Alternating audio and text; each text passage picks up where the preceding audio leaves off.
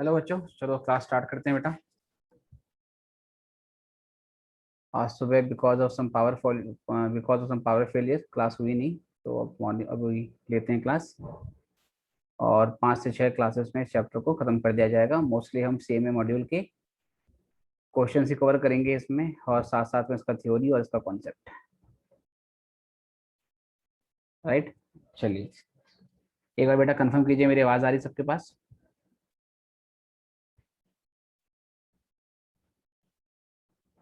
Please confirm, am I Audible?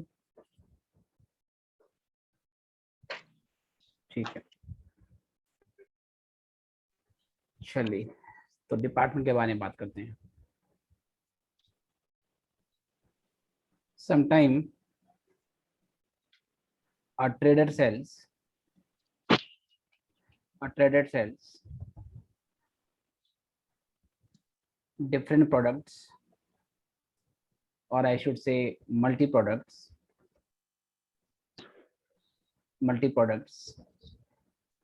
under one roof। कभी कभार ऐसा होता है कि एक ट्रेडर एक ही छत के नीचे कई तरीके के प्रोडक्ट बेचता है। जैसे कि मान लीजिए, अगर मैं एक शर्मा स्टोर की बात करूं, तो शर्मा स्टोर ने एक ही छत के नीचे एक मेडिकल स्टोर भी खोला हुआ है, और मान लीजिए उसने एक स्टेशनरी शॉप भी खोला हुआ है, स्टेशनरी स्टोर भी खोला हुआ है, और मान लीजिए बेटा उसी का एक कपड़े का डिपार्टमेंट भी है। ठीक है, बड़ा बिजनेसमैन है और वो एक ही छत के नीचे कई तरीके के बेसिकली प्रोडक्ट बेच रहे हैं, जो कि अलग अलग प्रोडक्ट है। राइट, और इसके अलावा सपोज मान लीजिए मेडिकल हो गया, स्टेशनरी हो गया, क्लॉथ्स हो गया, और इसके अलावा सपोज मान लीजिए वो फ्रूट्स भी सेल करता है, फ्रूट्स एंड वेजिटेबल्स, इस तरीके से। राइट जी, अब देखते हैं आगे। At the end of the year ऐसा होता है,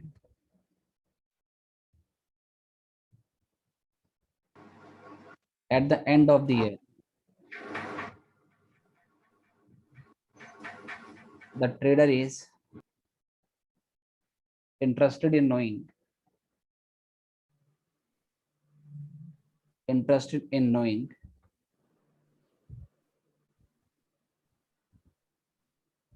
the following facts।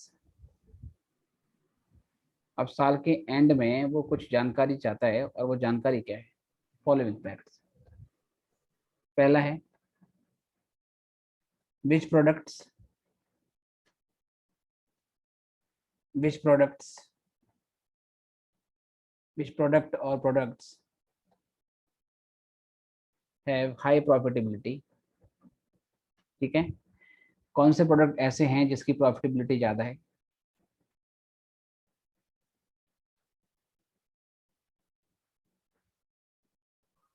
And therefore needs expansion. कौन से प्रोडक्ट ऐसे हैं जिसमें प्रॉफिटेबिलिटी ज़्यादा है और वो जिस डिपार्टमेंट में बेचे जा रहे हैं उस डिपार्टमेंट का एक्सपेंशन करने की जरूरत है? कौन से ऐसे प्रोडक्ट हैं? Right, which department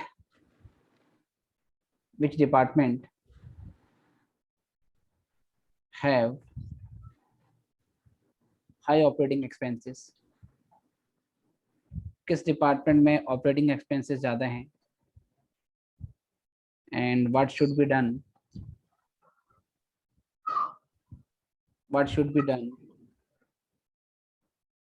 to control and what should be done to control these expenses,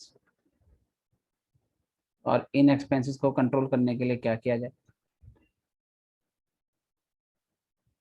which products are incurring continue losses and therefore should be closed down।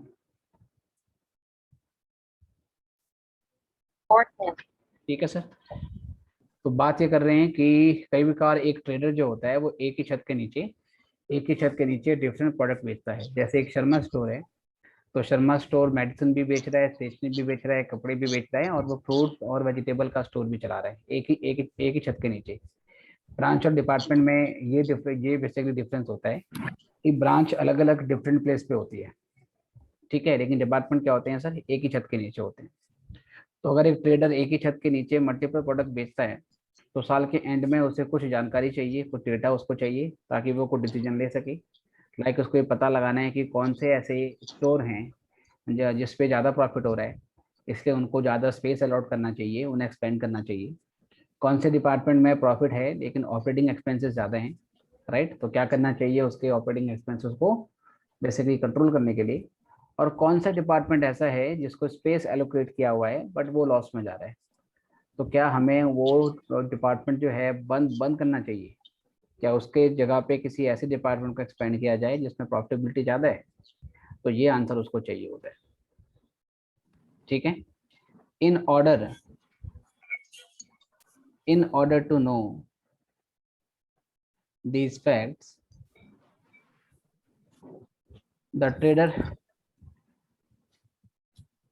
prepares separate trading and profit and loss account। एक में बताएं, chat board गया Kullu. The trader prepares separate trading and profit loss account so that net profit or loss related to particular department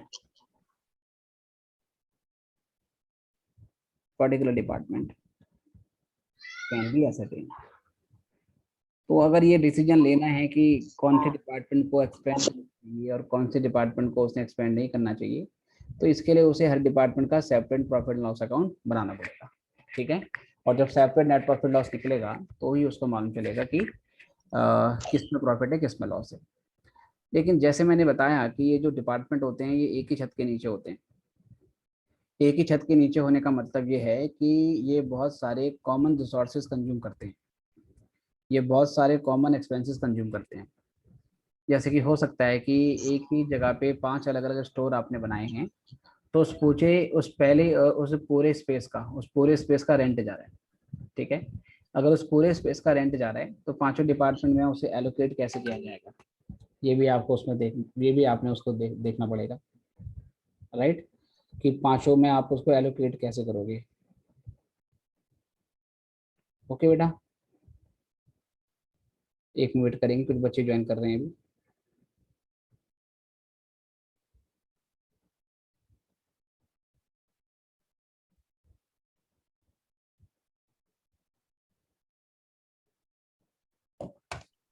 तो क्या कह रहा था मैं, हाँ, ये कॉमन एक्सपेंसेस कंज्यूम करते हैं। मेरा कहने का मतलब ये हुआ कि एक ही छत के नीचे होंगे तो पांचों डिपार्टमेंट का अगर इकट्ठा रेंट जा रहा है, तो आपको ये भी देखना पड़ेगा कि भाई जो रेंट है वो कैसे आपने उसको बेसिकली बांटना है।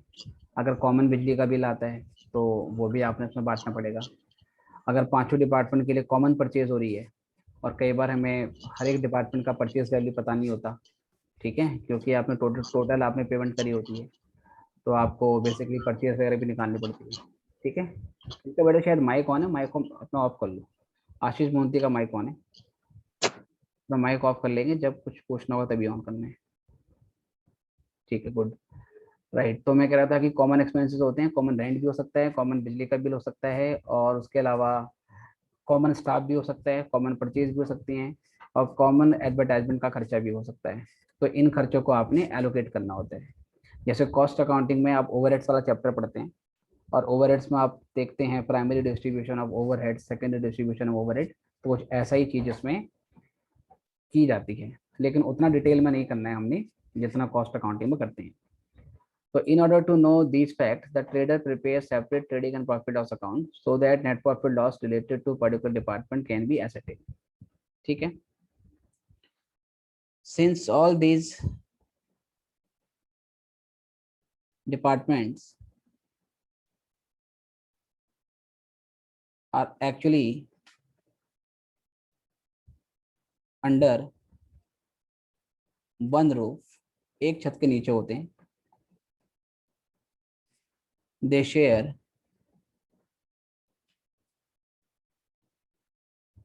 common resources, और I should say expenses. ठीक है, ये कॉमन रिसोर्सेज को कॉमन एक्सपेंसेस को करते हैं, राइट. These expenses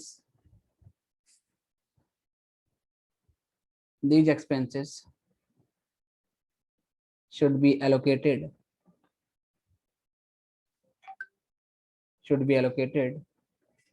between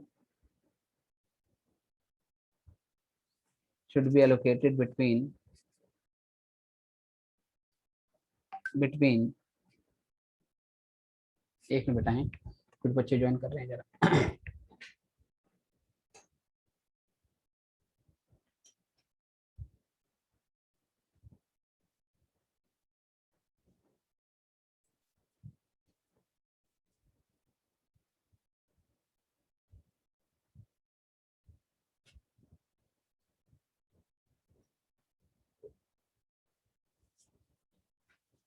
एक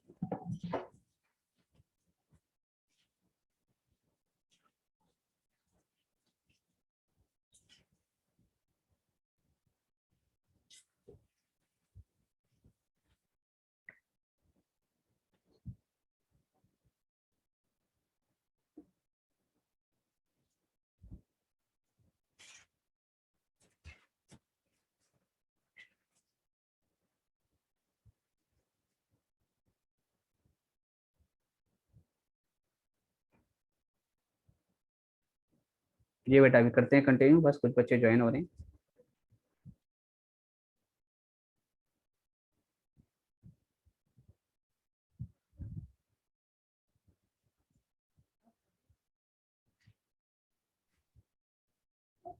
तो ये सारे डिपार्टमेंट क्योंकि एक ही छत के नीचे होते हैं बेटा, तो ये कॉमन रिसोर्सेज को और कॉमन एक्सपेंसेस को कंज्यूम करते हैं.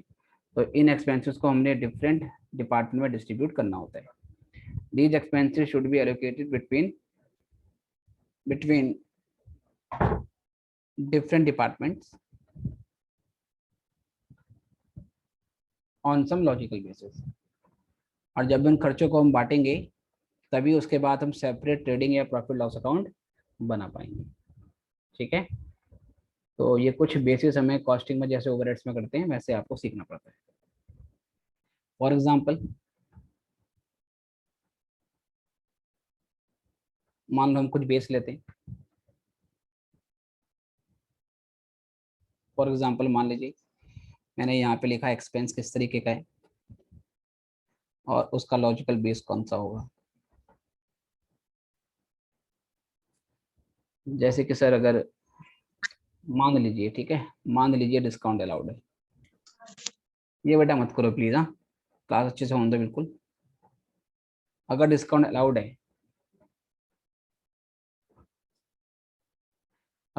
अलाउड है, तो सर उसको सेल्स के बेसिस पे बांटेंगे. अगर डिस्काउंट रिसीव होगा तो उसको परचेज के रेशियो में बांट देंगे. ठीक है, अगर डिस्काउंट अलाउ होगा तो डिस्काउंट हम किस पे देते हैं, सेल्स पे देते हैं. तो डिस्काउंट अलाउड को सभी डिपार्टमेंट के सेल्स के रेशियो में बांट दो. अगर हमें सभी डिपार्टमेंट की टोटल सेल्स दे रखी है, ठीक है, सभी डिपार्टमेंट की टोटल सेल्स दे रखी है, तो आप उसको क्या करोगे सर, सॉरी, सभी डिपार्टमेंट का डिस्काउंट दे रखा है कॉमन, तो हर डिपार्टमेंट की सेल्स भी पता होगी, उसके रेशियो में बांट देंगे. हर डिपार्टमेंट का परचेज पता है और टोटल कॉमन डिस्काउंट रिसीव दे रखा है, तो परचेज के रेशियो में बांट दो. सेम ऐसे ही अगर कैरेज इनवर्ड होगा,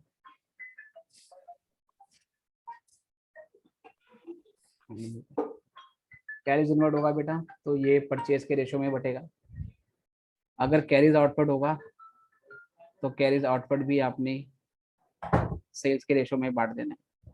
ठीक है, रेंट होगा बेटा तो रेशियो ऑफ एरिया के रेशियो में बांट देंगे, या कॉस्टिंग में जैसे लाइट पॉइंट में बांटते हैं.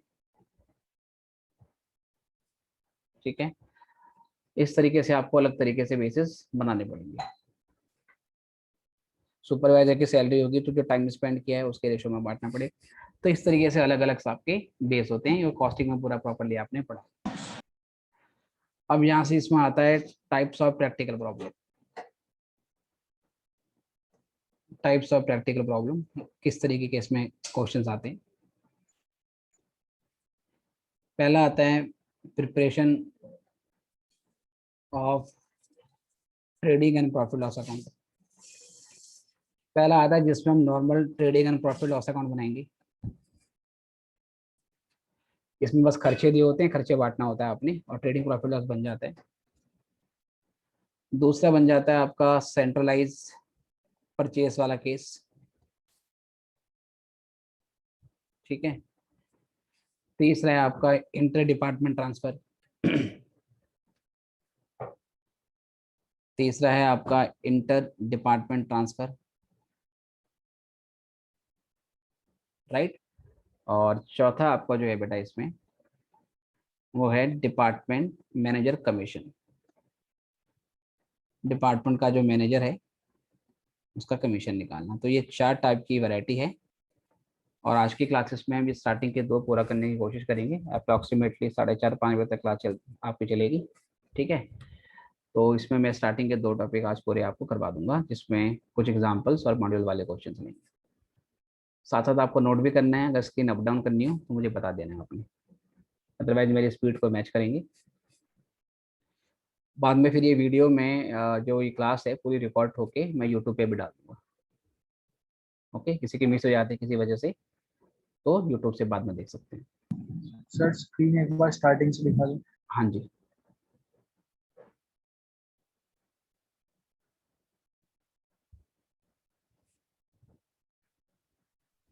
सर थोड़ा सा ओवरव्यू दे देंगे एक बार। हाँ जी Which हाँ जी point नहीं आपको, हो रही थी। ठीक है बता देता हूँ। तो चैप्टर का नाम है डिपार्टमेंट। डिपार्टमेंट क्या होता है कि जैसे कई बार कोई ट्रेडर, कोई बिजनेसमैन एक ही छत के नीचे मल्टी टाइप ऑफ प्रोडक्ट बेचता है, डिफरेंट वैरायटी का आइटम बेचता है।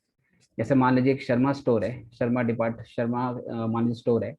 वो एक ही छत के नीचे उसने क्या कर रखा है कि मेडिकल स्टोर भी उसने खोला हुआ है, वहाँ पे मेडिसिन बेचा जा रहा है।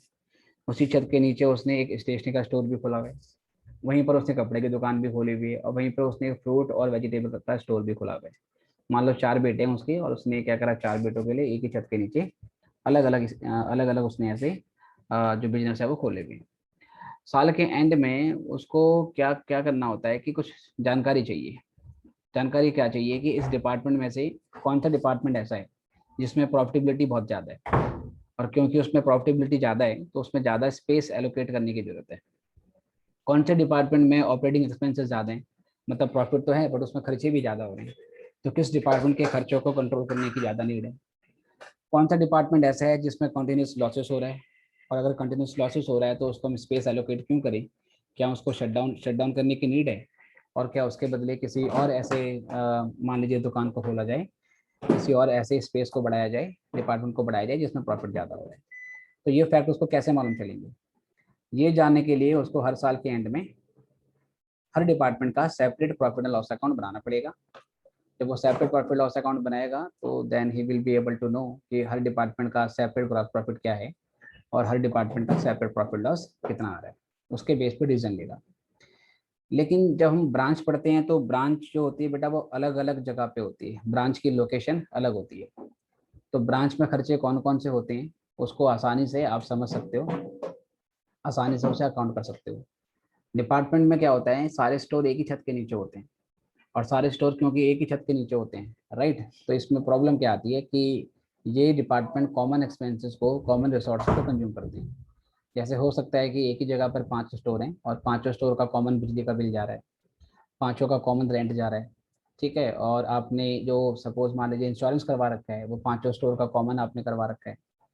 कई बार आप परचेज भी जो करते हैं तो मान लीजिए कॉमन आप करते हैं, तो कॉमन परचेज वैल्यू पता होती है आपको, उसमें डिस्काउंट आपको दिया होता है, मतलब बहुत सारे खर्चे कॉमन होते हैं। तो जैसे कॉस्ट अकाउंटिंग में हम ओवरहेड वाला चैप्टर पढ़ते थे कि अगर डिपार्टमेंट्स के कॉमन खर्चे हों तो उन खर्चों को किस तरीके से एलोकेट किया जाए, राइट। तो वही चीज़ हमने यहाँ पर क्या नाम है देखनी पड़ती है कि कॉमन एक्सपेंसेस को किस तरीके से एलोकेट करेंगे। तो कुछ बेसिस तो हम वैसे लेंगे जैसे कॉस्टिंग में पढ़ते थे, लाइक अगर डिस्काउंट अलाउड है तो सेल्स के रेशो में बांट देंगे, ठीक है। डिस्काउंट रिसीव हुआ है तो हर डिपार्टमेंट की परचेज के रेशो में बांट देंगे। कैरीज इनवर्ड है, मतलब हमने परचेज करते वक्त ट्रांसपोर्ट पे खर्चा किया है तो परचेज के रेशो में बढ़ जाएगा। रेंट पे कर रहे हैं तो हर डिपार्टमेंट का जो एरिया है उसका उसका जो फ्लोर एरिया है तो फ्लोर एरिया के रेशो में बांट देंगे या लाइट फंड के रेशो में बांट देंगे। कैरीज आउटपुट है तो सेल्स के मतलब रेशो में बांट देंगे, राइट। तो ये सारी चीज़ें हमने इसमें देखनी होती है। प्रैक्टिकल प्रॉब्लम चार टाइप की आती है। एक होता है कि जिसमें simple trading profit loss account आपको बनाना है, खर्चे जो होते हैं उसको बांटने के बाद। दूसरा होता है कि कुछ सेंट्रलाइज परचेज होती है, ठीक है। तीसरा होता है इंटर डिपार्टमेंट ट्रांसफर। और चौथा होता है डिपार्टमेंट के मैनेजर का कमीशन निकालना। जिसमें जो दो पार्ट हैं जिसमें हम ट्रेडिंग प्रॉफिट लॉस अकाउंट बनाते हैं, ट्रेडिंग प्रॉफिट लॉस अकाउंट बनाते हैं और बेसिकली सेंट्रलाइज परचेज, ये दो टॉपिक मैंने आज की क्लास में खत्म करना, ठीक है। आई होप यहाँ तक क्लियर है। तो इसमें पहला आता है हमारे पास कि एक्सपेंसेस को किस तरीके से हम एलोकेट करेंगे, डिस्ट्रीब्यूट करेंगे। सीधे क्वेश्चन आते हैं और ट्रेडिंग प्रॉफिट लॉस कैसे बनाते हैं उसका फॉर्मेट तो आपको पता ही है। आपने जो 11th क्लास में ट्रेडिंग प्रॉफिट लॉस अकाउंट बनाना सीखा है सेम वही यहाँ पर बनाया जाएगा, उसमें कुछ डिफरेंट नहीं, नया नहीं। अब जैसे पहला क्वेश्चन है डिपार्टमेंट का, मॉड्यूल का इलस्ट्रेशन 18, पढ़ते हैं उसको सॉल्व करते हैं। From the following trial balance prepare departmental trading and profit loss account. Department का ट्रेडिंग प्रॉफिट लॉस अकाउंट बनाना है, ईयर एंडेड 31/12/2013 के लिए, और उस दिन की बैलेंस शीट भी बनानी है। स्टॉक भी रेखा opening department A department B, ये आपका है 5400 और 4900। उसके बाद परचेज दे रखी है दोनों डिपार्टमेंट की 9800 और 7350। सेल्स भी गिवन है। वेजेस भी सेपरेट दे रखी है 1340 और 240। रेंट गिवन है आपको 1870। अब ये रेंट डिपार्टमेंट ए का कितना, बी का कितना पता नहीं, अभी नीचे कुछ बताया होगा। सैलरी दे रखी है कॉमन, लाइटिंग हीटिंग भी कॉमन है, डिस्काउंट अलाउड भी कॉमन है और डिस्काउंट रिसीव भी कॉमन है। देन एडवर्टाइजमेंट, कैरीज इनवर्ड और फर्नीचर फिटिंग्स ये असेट्स हैं। प्लांट और machinery, सन्डी debtors, सन्डी creditors liability, capital, drawings, cash in hand, cash advance. Main मुद्दा यह है कि जो खर्चे आपको टोटल दे रखे हैं उसको एलोकेट कैसे करोगे, डिस्ट्रीब्यूट कैसे करोगे, ठीक है। नीचे कुछ एडजस्टमेंट दे रखी है। कहता है rent, lighting and heating are to be allocated between factory and office in the ratio of 3:2। कहता है जो रेंट, लाइटिंग और हीटिंग है उसको फैक्ट्री और ऑफिस में 3:2 में बांटना है। फैक्ट्री और ऑफिस में बांटने का क्या मतलब है बेटा, जितना रेंट, लाइटिंग, हीटिंग फैक्ट्री से बिलोंग करता है वो ट्रेडिंग अकाउंट में जाएगा, ठीक है। जितना रेंट, लाइटिंग, हीटिंग फैक्ट्री से बिलोंग करता है वो ट्रेडिंग अकाउंट में जाएगा, और जितना रेंट, लाइटिंग, हीटिंग ऑफिस से बिलोंग करता है वो प्रॉफिट लॉस अकाउंट में जाएगा, ठीक है। तो पहले तो 3/5 लेके जाना है आपको फैक्ट्री में और 2/5 लेके जाना है ऑफिस में। लेकिन फैक्ट्री भी तो दो है ना, डिपार्टमेंट ए और डिपार्टमेंट बी की। तो फैक्ट्री में लेने के बाद फिर डिपार्टमेंट में कैसे कैसे बांटोगे, ऐसे 2/5 हिस्सा ऑफिस में लेके जाओगे, बट ऑफिस भी दो हैं, department A department B, office में कैसे बांटोगे। उसके लिए नीचे बोलता है, कहता है रेंट, लाइटिंग, हीटिंग, सैलरी और डेप्रिसिएशन इनको आपने अपोर्शन कर देना है 2:1 में। जितना जितना हिस्सा इनका आ जाएगा फिर 2:1 में बांट देना।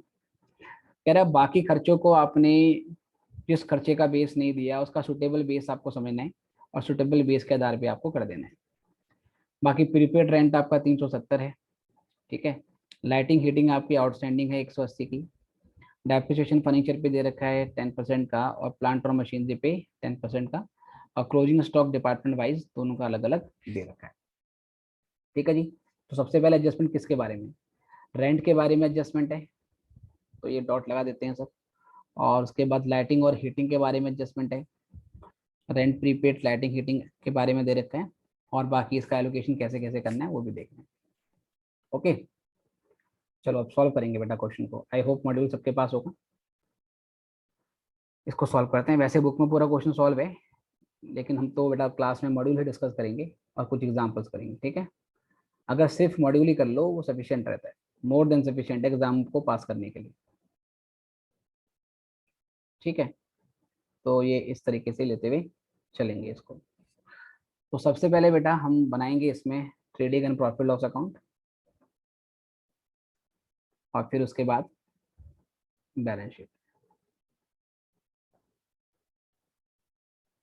Trading and profit and loss account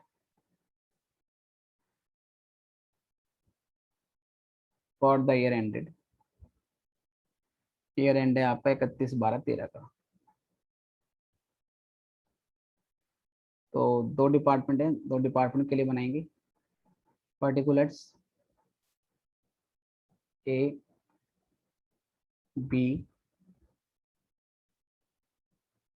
और पर्टिकुलर्स और फिर ये ए और बी, डेबिट और ये क्रेडिट। ठीक है जी, ये ऊपर वाला हिस्सा हमारा ट्रेडिंग अकाउंट के लिए और नीचे वाला हिस्सा प्रॉफिट एंड लॉस के लिए। उसके बाद बैलेंस शीट भी बनानी है, इतने हिस्से पर बैलेंस शीट बना लेते हैं।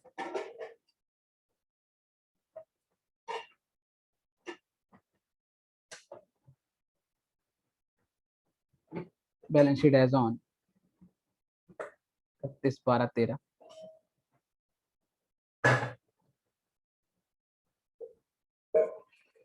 लाइबिलिटीज अमाउंट और एसेट्स अमाउंट।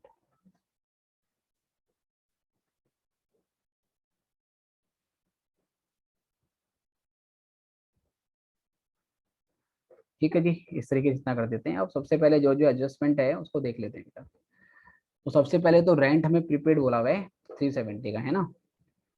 तो करते हैं इसको, और यहाँ लिख रहा हूँ मैं वर्किंग नोट्स।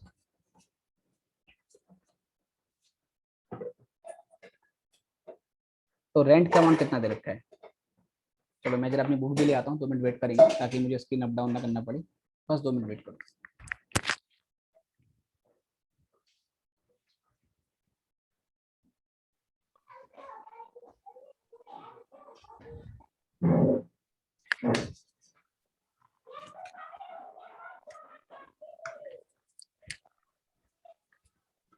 जी बेटा,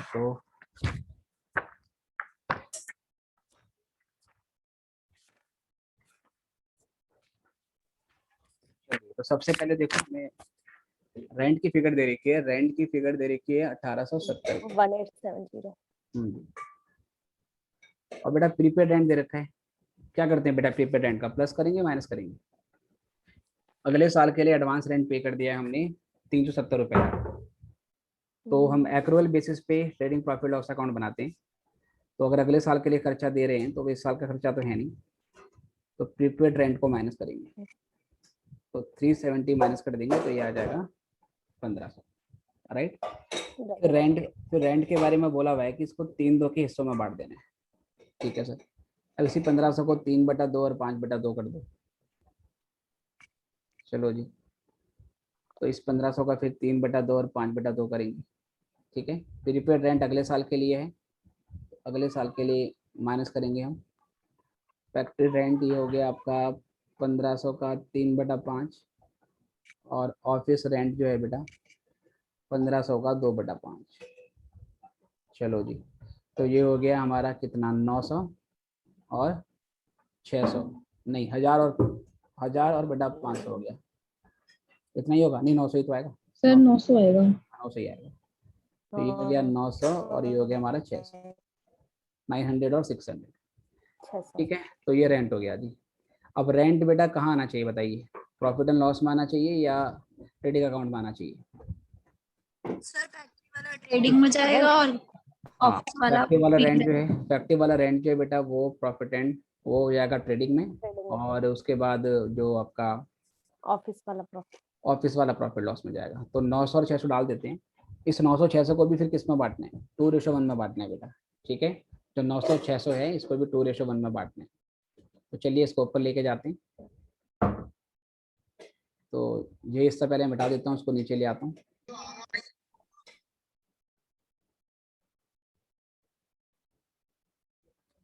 ठीक है, इसको मैं थोड़ा सा हटा देता हूँ यहाँ से। चलो, तो 900 और 600 आया था, याद रखना। ये मिट गया, दोबारा लिख लेते हैं एक बार। Departmental trading and profit loss account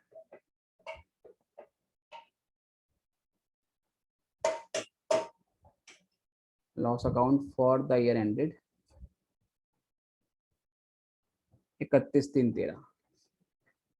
ठीक है, चलो तो ये इस तरीके से बना रहे हैं इसको, ये ए का, ये बी का, और फिर इस तरीके से ए और बी का। ठीक है, पर्टिकुलर अमाउंट अपने आप लिख लेना। तो जो रेंट हमारा आया बेटा, जो रेंट हमारा आया वो 900 आया है। अब इस 900 को भी ना 2:1 में बांटना है। 2:1 में बांटेंगे तो 600 होगा और 300 होगा। और जो ऑफिस वाला रेंट है बेटा वो प्रॉफिट लॉस में जाएगा। ठीक है, ऑफिस वाला जो रेंट है वो आपने प्रॉफिट लॉस में दिखाना है।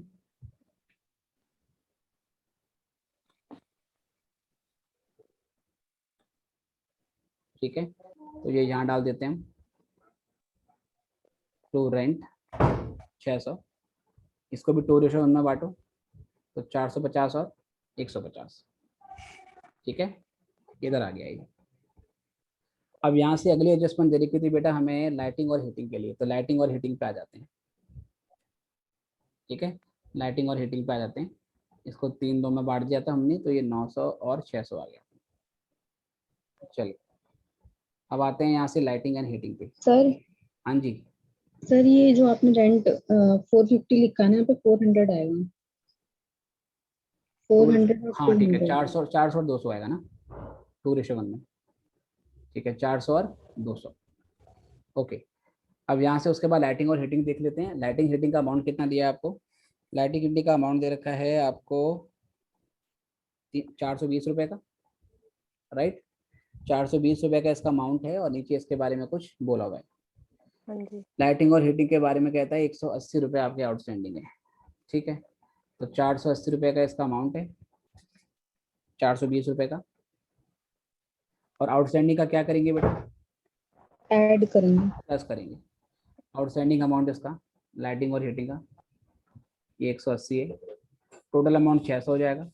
और इसको भी आप 3 2 में बांटोगे, तो 600 का 3/2 निकालो, 60% निकालो तो 360, और ये आ गया 240। और 360 वाला अमाउंट कहाँ जाएगा बेटा? वो जाएगा आपका ट्रेडिंग में, टू लाइटिंग। और इस 360 को जरा बांटो 2:1 में, कितना आएगा? 240 और 120। Yes sir. ठीक है, और यहाँ पर टू लाइटिंग, और यहाँ से कितनी अमाउंट आई थी इसकी? 240 आई थी। 240 को बांटो 2:1 में, कितना आएगा? 160 और 80। Yes sir. ठीक है, ये हो गया बेटा। बाकी इसके अलावा डेप्रिसिएशन रेंट का हो गया हमारा, रेंट का कर दिया, लाइटिंग का कर लिया। ठीक है, उसके बाद सैलरी और डेप्रिसिएशन है, तो सैलरी और डेप्रिसिएशन पे भी आ जाते हैं। ये सैलरी है, सैलरी 1320 है, और सैलरी को तो खर्चा मानेंगे कौन सा हम? इनडायरेक्ट। ठीक है, क्योंकि ये इनडायरेक्ट है बेटा, तो सैलरी का अमाउंट तो आपको यही दिखाना पड़ेगा। ठीक है, थोड़ा सा उसका लाइन टेढ़ी होगी, वो मैनेज कर लेंगे। यहाँ से सैलरी यहाँ लिख लेते हैं। तो सैलरी का जो अमाउंट है आपका वो है 1320 का बेटा। 1320 को भी 2:1 में बांटना है। बांटो जरा, कितना आ रहा है?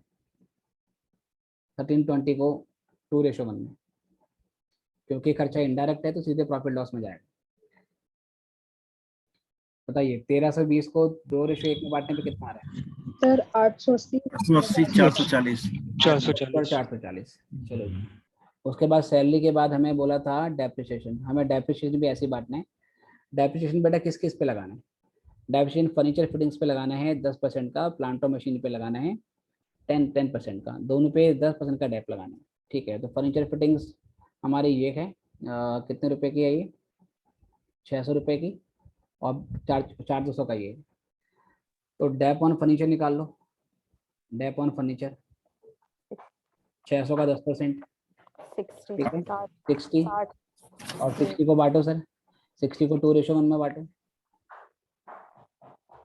40 और 20। 40 और 20। ठीक है, सेम ऐसे ही टू डेप्रिसिएशन ऑन प्लांट और machinery, to dep on plant.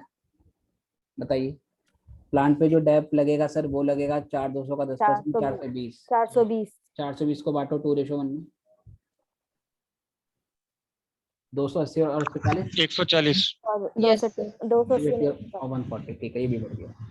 तो हमने रेंट का कर दिया, लाइटिंग हो गया, हीटिंग हो गई, सारा कर चुके हैं, ठीक है। और उसके बाद factory rent, lighting, heating, salary, depreciation हो गया।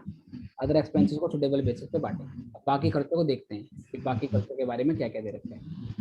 सबसे पहले ओपनिंग स्टॉक दे रखा है, ओपनिंग स्टॉक यहाँ पे डाल दो।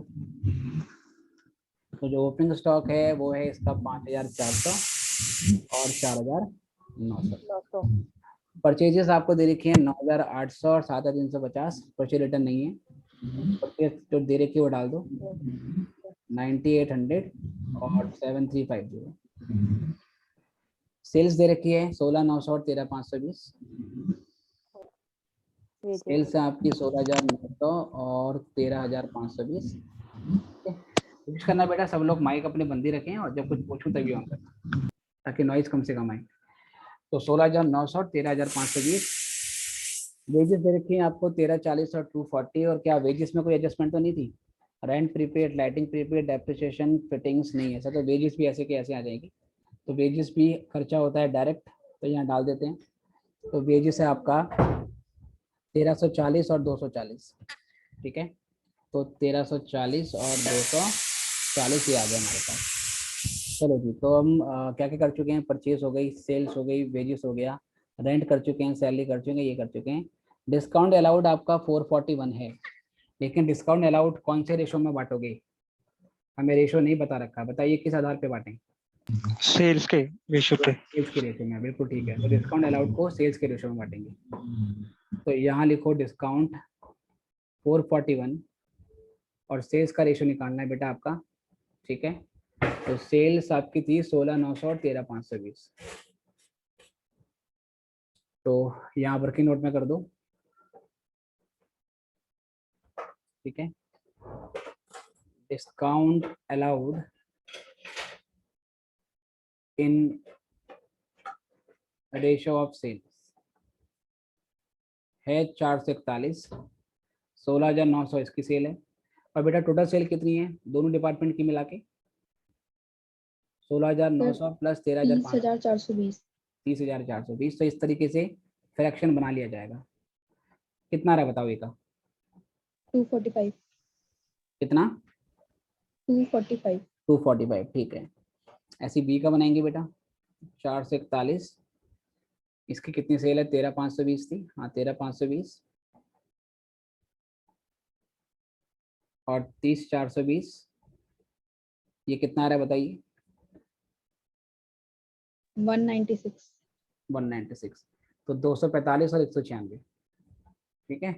तो 245 और 196 इधर आ गया अभी। चलो जी, डिस्काउंट रिसीव्ड 133 है, जो कि प्रॉफिट लॉस अकाउंट की क्रेडिट साइड में आएगा बाय डिस्काउंट रिसीव्ड। तो मुझे बताओ ये डिस्काउंट किस रेशो में बांटोगे? तो परचेज। डिस्काउंट रिसीव परचेज किस में बढ़ेगी? परचेज है 9800 और 7350। तो इस तरीके से फ्रैक्शन बना लेंगे इसका भी। आगे बढ़ते हैं यहाँ से। तो यहाँ लिखोगे आप discount received in ratio of purchases.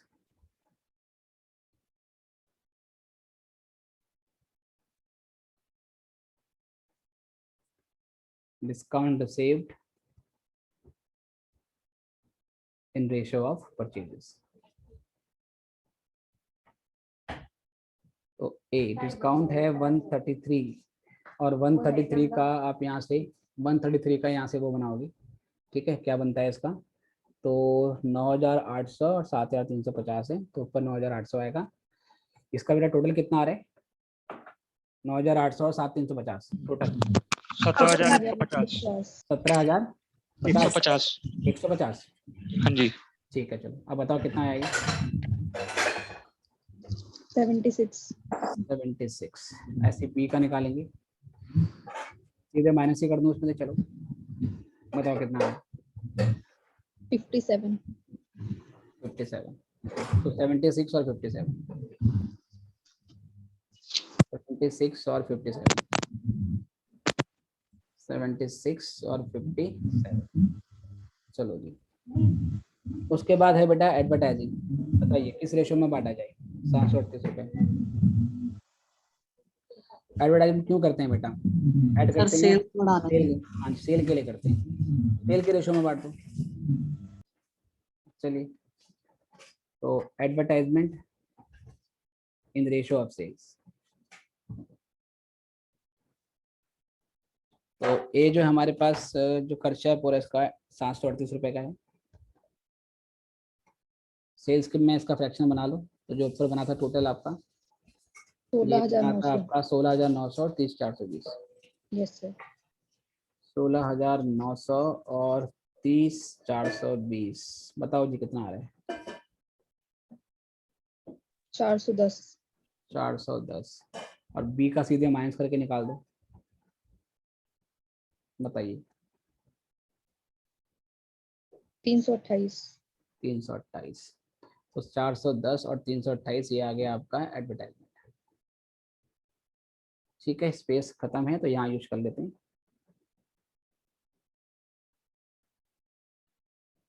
चलिए, टू एडवर्टाइजमेंट 738 की टोटल फिगर है, और ये कितनी कितनी आई थी? 410 और 328। 410 और 328। चलो जी, उसके बाद अगला आइटम क्या है सर? अगला आइटम बेटा कैरीज इनवर्ट 469 का। कैरीज इनवर्ट किस रेशो में बांटोगे? परचेज के। Purchase. Purchase.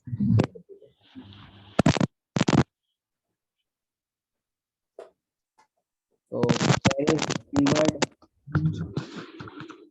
In ratio of purchase.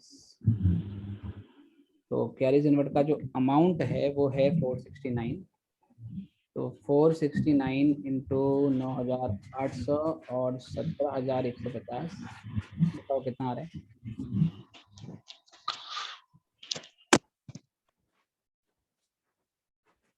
268। 268। बाकी 469 में से 268 माइनस कर दो, 201। 201। तो 268 और 201। और कैरेज इनवर्ट कहाँ आएगा बेटा? ट्रेडिंग। ट्रेडिंग अकाउंट में। हाँ, 268 और 201 वहाँ चला जाएगा। तो टू कैरीज 268 और 200, 268 और 201। अगला यहाँ से आइटम है फर्नीचर फिटिंग से बैलेंस शीट आइटम है, प्लांट मशीनरी बैलेंस शीट, कंसिडरेटर balance sheet, creditors balance sheet, बाकी सब बेटा बैलेंस शीट वाले आइटम है। चेक कर लेते हैं, आपको जरा तो नहीं है। रेंट लाइटिंग हीटिंग 3-2 में करना था, कर दिया। Rent lighting heating salary depreciation 2-1 में करना है, कर दिया। अदर एक्सपेंसेस के बेस बना दिए।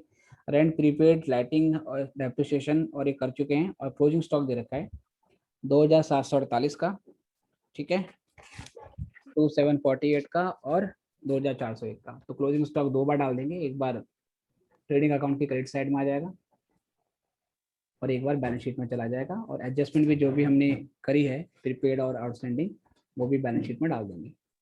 तो 2,748 एंड 2,401, ठीक है, 2,748 और 2,401। चलो जी, बताइए कितना बेटा जीपी आ रहा है? आप कैलकुलेशन तो आप कर सकते हो या बुक से मैच कर सकते हो। यहाँ से ग्रॉस प्रॉफिट आएगा बैलेंसिंग फिगर से। बताओ डिपार्टमेंट ए का कितना आ रहा है? 2000। डिपार्टमेंट ए का 2,000 आ रहा है, और वेरीफाई कर लेना बेटा कैलकुलेशन से। और बी का बताओ, 16। बी का 2810। 2,000। 2810। हाँ 2,810। चलो, ये ग्रॉस प्रॉफिट यहाँ डाल देते हैं बेटा, बाय ग्रॉस प्रॉफिट। तो 2,000 यहाँ पर आएगा, ठीक है, और 2,810 यहाँ आएगा। ऑल दो जीपी पहले दिखाना है आपको, और फिर उसके नीचे आएगा डिस्काउंट रिसीव्ड। यहाँ स्पेस नहीं, इसलिए मैंने यहाँ पे ले लिया। अब बताओ इसमें नेट प्रॉफिट आ रहा है डिपार्टमेंट ए का या नेट लॉस आ रहा है?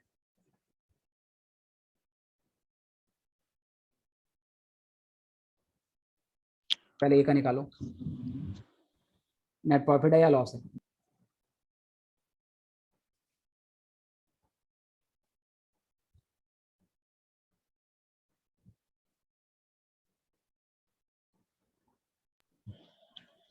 लॉस आ रहा है 339। ठीक है, तो यहाँ पर बाय नेट लॉस। अब बुक से मैच करते रहना, मेरे पास जो बुक है उसमें केवल क्वेश्चन है, सॉल्यूशन नहीं है। कितना? 339। हाँ जी। ठीक है, ऐसी बी का बताओ नेट प्रॉफिट है या लॉस है?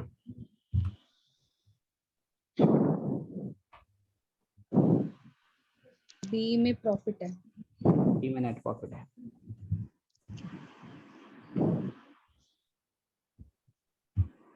टू नेट प्रॉफिट बताइए कितना आ रहा है? 1463।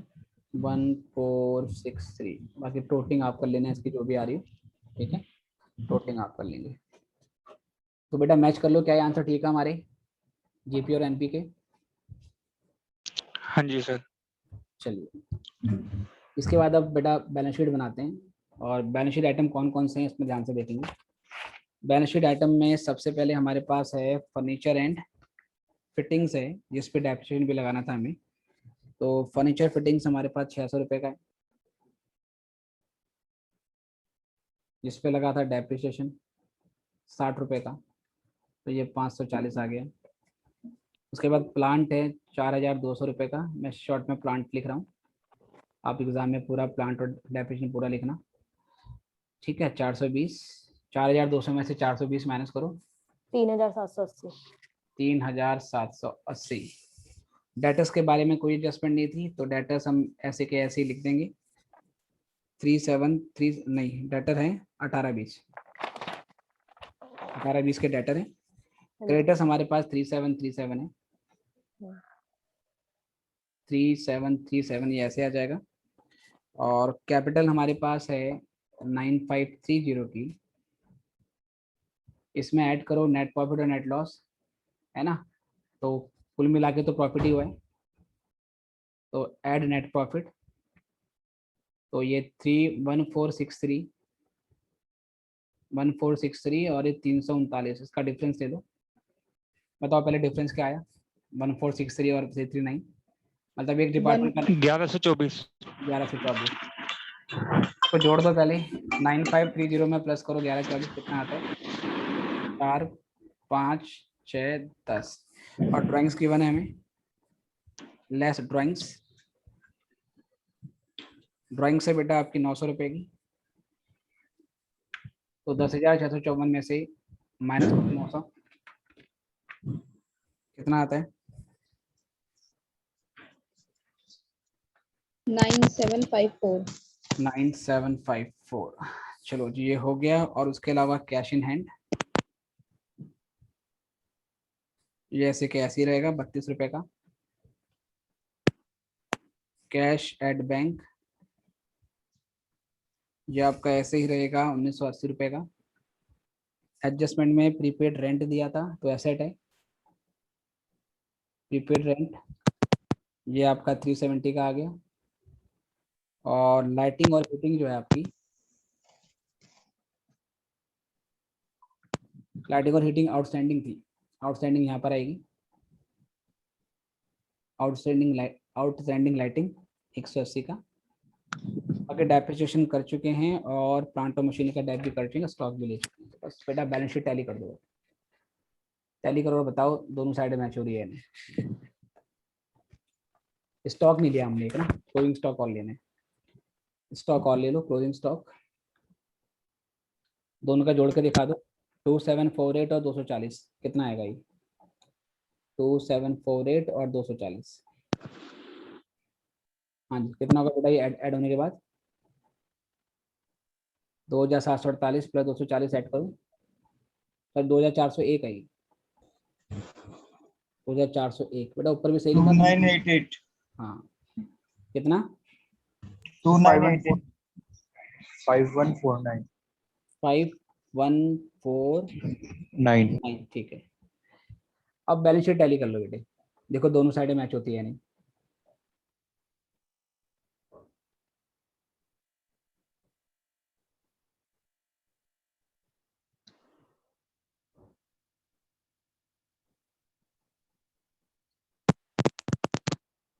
इसे करें और जब हो जाए तो बताना।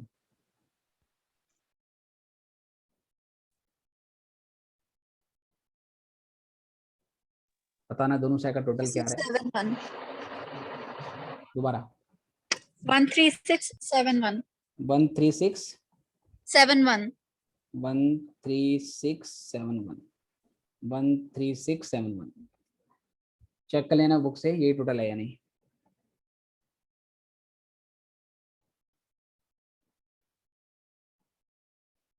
सर ठीक है। ओके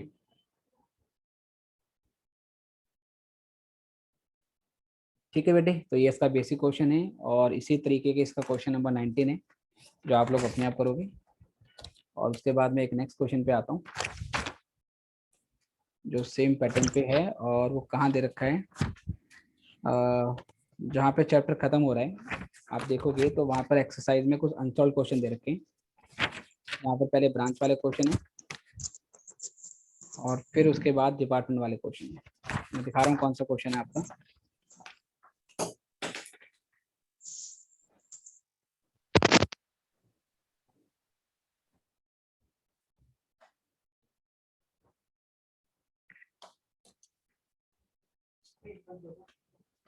जी ये क्वेश्चन है, ये क्वेश्चन है सर। ठीक है, जहाँ पूरा चैप्टर खत्म हो रहा है आपका वहाँ दिया हुआ है। The proprietors of Dhura departmental store wish to ascertain. पहले आप इसको निकाल लो, अपनी बुक में ढूंढ लो, फिर मैं सॉल्व कराता हूँ इसे। अनसॉल्व क्वेश्चन है बुक में, इसको सॉल्व करेंगे।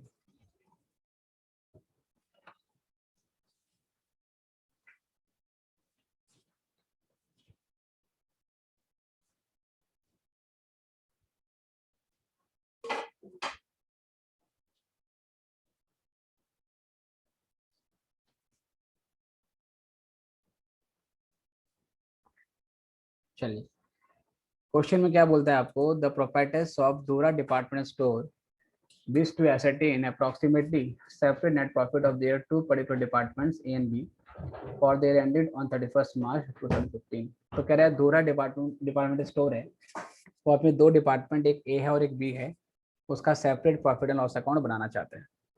ठीक है, it is not possible to take stock on that date. उस दिन उनका क्या नाम है, क्लोजिंग स्टॉक क्या था वो वैल्यू नहीं कर पाए। तो मतलब इसमें क्लोजिंग स्टॉक की वैल्यू मिसिंग होगी जो कि हमें निकालनी पड़ेगी।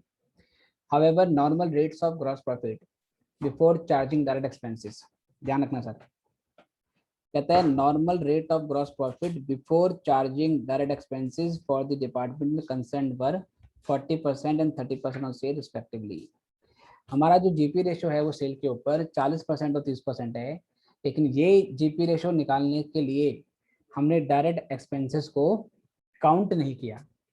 नॉर्मली जब हम ट्रेडिंग अकाउंट बनाते हैं उसमें हम डायरेक्ट एक्सपेंस को लेते हैं, या जब हम ग्रॉस प्रॉफिट निकालते हैं तो ग्रॉस प्रॉफिट का फॉर्मूला होता है sales minus cost of goods sold, और कॉस्ट ऑफ गुड्स सोल्ड में डायरेक्ट एक्सपेंसेस को लिया जाता है।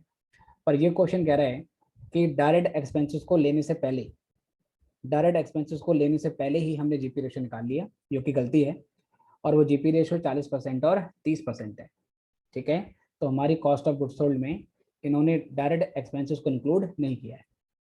There are 6 department in the store, कुल मिला के 6 डिपार्टमेंट है, लेकिन हमें केवल 2 डिपार्टमेंट ए और बी के लिए सेपरेट प्रॉफिट लॉस अकाउंट बनाने हैं।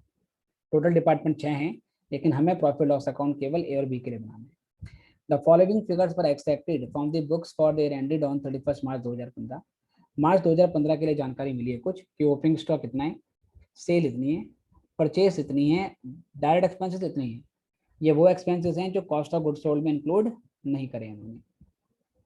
The total indirect expenses of all the 6 department for the periods were rupees 3,60,000। सभी 6 डिपार्टमेंट के कंबाइंड इनडायरेक्ट एक्सपेंसेस 3,60,000 थे। These expenses except 1/3 which is to be divided equally are to be charged in proportion to departmental sale। क्या बोलता है, ध्यान से सुनना। हमारे 6 डिपार्टमेंट के टोटल इनडायरेक्ट कॉस्ट 3,60,000 है। इस 3,60,000 को हमने सेल्स के रेशो में बांट देना है, हर डिपार्टमेंट की सेल्स के रेशो में बांट देना है। लेकिन इस 3,60,000 का जो 1/3 हिस्सा है पहले उसको अलग करना है। 3,60,000 का अगर मैं 1/3 निकालूंगा बेटा, 3,60,000 का 1/3 बताओ कितना आएगा? 1,20,000। 1,20,000। ये 1,20,000 तो 6 डिपार्टमेंट में बराबर बांट देना है। ये 1,20,000 6 डिपार्टमेंट है उसमें बराबर बांट देना है। तो 1,20,000 को अगर मैं डिवाइड करता हूँ 6 से, तो हर डिपार्टमेंट का खर्चा आ जाएगा 20,000 20,000। 20,000। ठीक है, और बाकी जो 2,40,000 बचा, बाकी 2,40,000 कौन सा? 3,60,000 में से 1,20,000 को अलग करने के बाद जो बाकी 2,40,000 बचाना बेटा, इस 2,40,000 को डिपार्टमेंटल की सेल्स के रेशो में बांटना है। इस 2,40,000 को डिपार्टमेंट की सेल्स के रेशो में बांटना है। चलो सर देखते हैं। आगे क्वेश्चन में कहता है the total sales of the other department were ₹14 lakh. हमारे जो टोटल सेल्स है बेटा वो 14 लाख है। किसकी है सर? ये अदर डिपार्टमेंट की है। अदर का मतलब देखो कुल मिला के 6 department, remaining 4 departments. Remaining 4 department, correct. 2 department की सेल्स तो पहले से ही गिवन है, 2 डिपार्टमेंट की सेल्स तो पहले से ही गिवन है, बाकी 4 की इतनी है 14 लाख। आगे the manager of each department is also entitled to a commission of 2% on the turnover of his department. इसके अलावा बेटा जो मैनेजर है उसे कमीशन देना है और उसे अपने डिपार्टमेंट के टर्नओवर के ऊपर 2% का कमीशन देना है। टर्नओवर का मतलब होता है सेल्स, ठीक है। टर्नओवर का मतलब हो गया सेल्स, तो सेल पे कमीशन भी देना है, ठीक है, वो भी हम दे देंगे और manager commission profit loss account में आ जाएगा। आगे क्वेश्चन में कहता है, उसके बाद हमें आगे क्वेश्चन में कहता है कि prepare departmental trading and profit loss account in the क्या बोलता है बेटा कि कॉलम फॉर्म में बनाना है, तो वो तुम कॉलम फॉर्म में बनाते ही हैं। आगे बोलता है ईयर एंडेड 31 मार्च 15 के लिए making a stock reserve of 5% for each department on estimated value of the stock on 31 मार्च 15। जो हर डिपार्टमेंट का क्लोजिंग स्टॉक आएगा जो कि हमें कैलकुलेट करना है, उसके ऊपर हमें 5% का स्टॉक रिजर्व के लिए प्रोविजन बनाना है। स्टॉक रिजर्व क्या होता है कि कभी कभार हमारे जो क्लोजिंग स्टॉक होते हैं वो सेलिंग वैल्यू पे दिए होते हैं, सेल्स वैल्यू पे दिए होते हैं, और जब हमारा क्लोजिंग स्टॉक सेलिंग वैल्यू पे होता है तो उसके अंदर प्रॉफिट भी इंक्लूड होता है, राइट। और सर नॉर्मली जो क्लोजिंग स्टॉक है वो कॉस्ट पे दिखाया जाता है, लेकिन अगर क्लोजिंग स्टॉक हमें सेल पे दे रखा हो, मतलब उसके अंदर प्रॉफिट इंक्लूड हो रखा हो, तो वो प्रॉफिट हमने एलिमिनेट करना पड़ता है, क्योंकि सेल्स में से अगर हम प्रॉफिट हटाएंगे, क्लोजिंग स्टॉक की सेल वैल्यू में से अगर प्रॉफिट हटाएंगे तो वो कॉस्ट में कन्वर्ट हो जाता है, ठीक है। तो कभी कभार जब क्लोजिंग स्टॉक के अंदर प्रॉफिट छुपा होता है, उस प्रॉफिट को एलिमिनेट करने के लिए हम क्या करते हैं सर, स्टॉक रिजर्व बनाते हैं, जिसको प्रोविजन फॉर स्टॉक रिजर्व बोला जाता है। तो ये भी हमें करने को बोला गया है। इसको कैसे करेंगे, क्या करेंगे, अभी सीखेंगे। तो पहले बेटा आते हैं अपने फॉर्मेट पे, ठीक है। तो पहले बना लेते हैं, लिखेंगे धूरा डिपार्टमेंटल स्टोर, धूरा departmental store trading and profit and loss account. इसमें बैलेंस शीट तो बनानी नहीं है। फॉर द ईयर एंडेड, और ईयर आपका जो एंड हो रहा है बेटा वो कब हो रहा है, 31 मार्च 15 में हो रहा है। 6 डिपार्टमेंट है, बट हमें केवल 2 डिपार्टमेंट का बनाना है, तो 2 डिपार्टमेंट का बना लेंगे। पर्टिकुलर्स ए बी, और फिर ये पर्टिकुलर्स और ए और बी।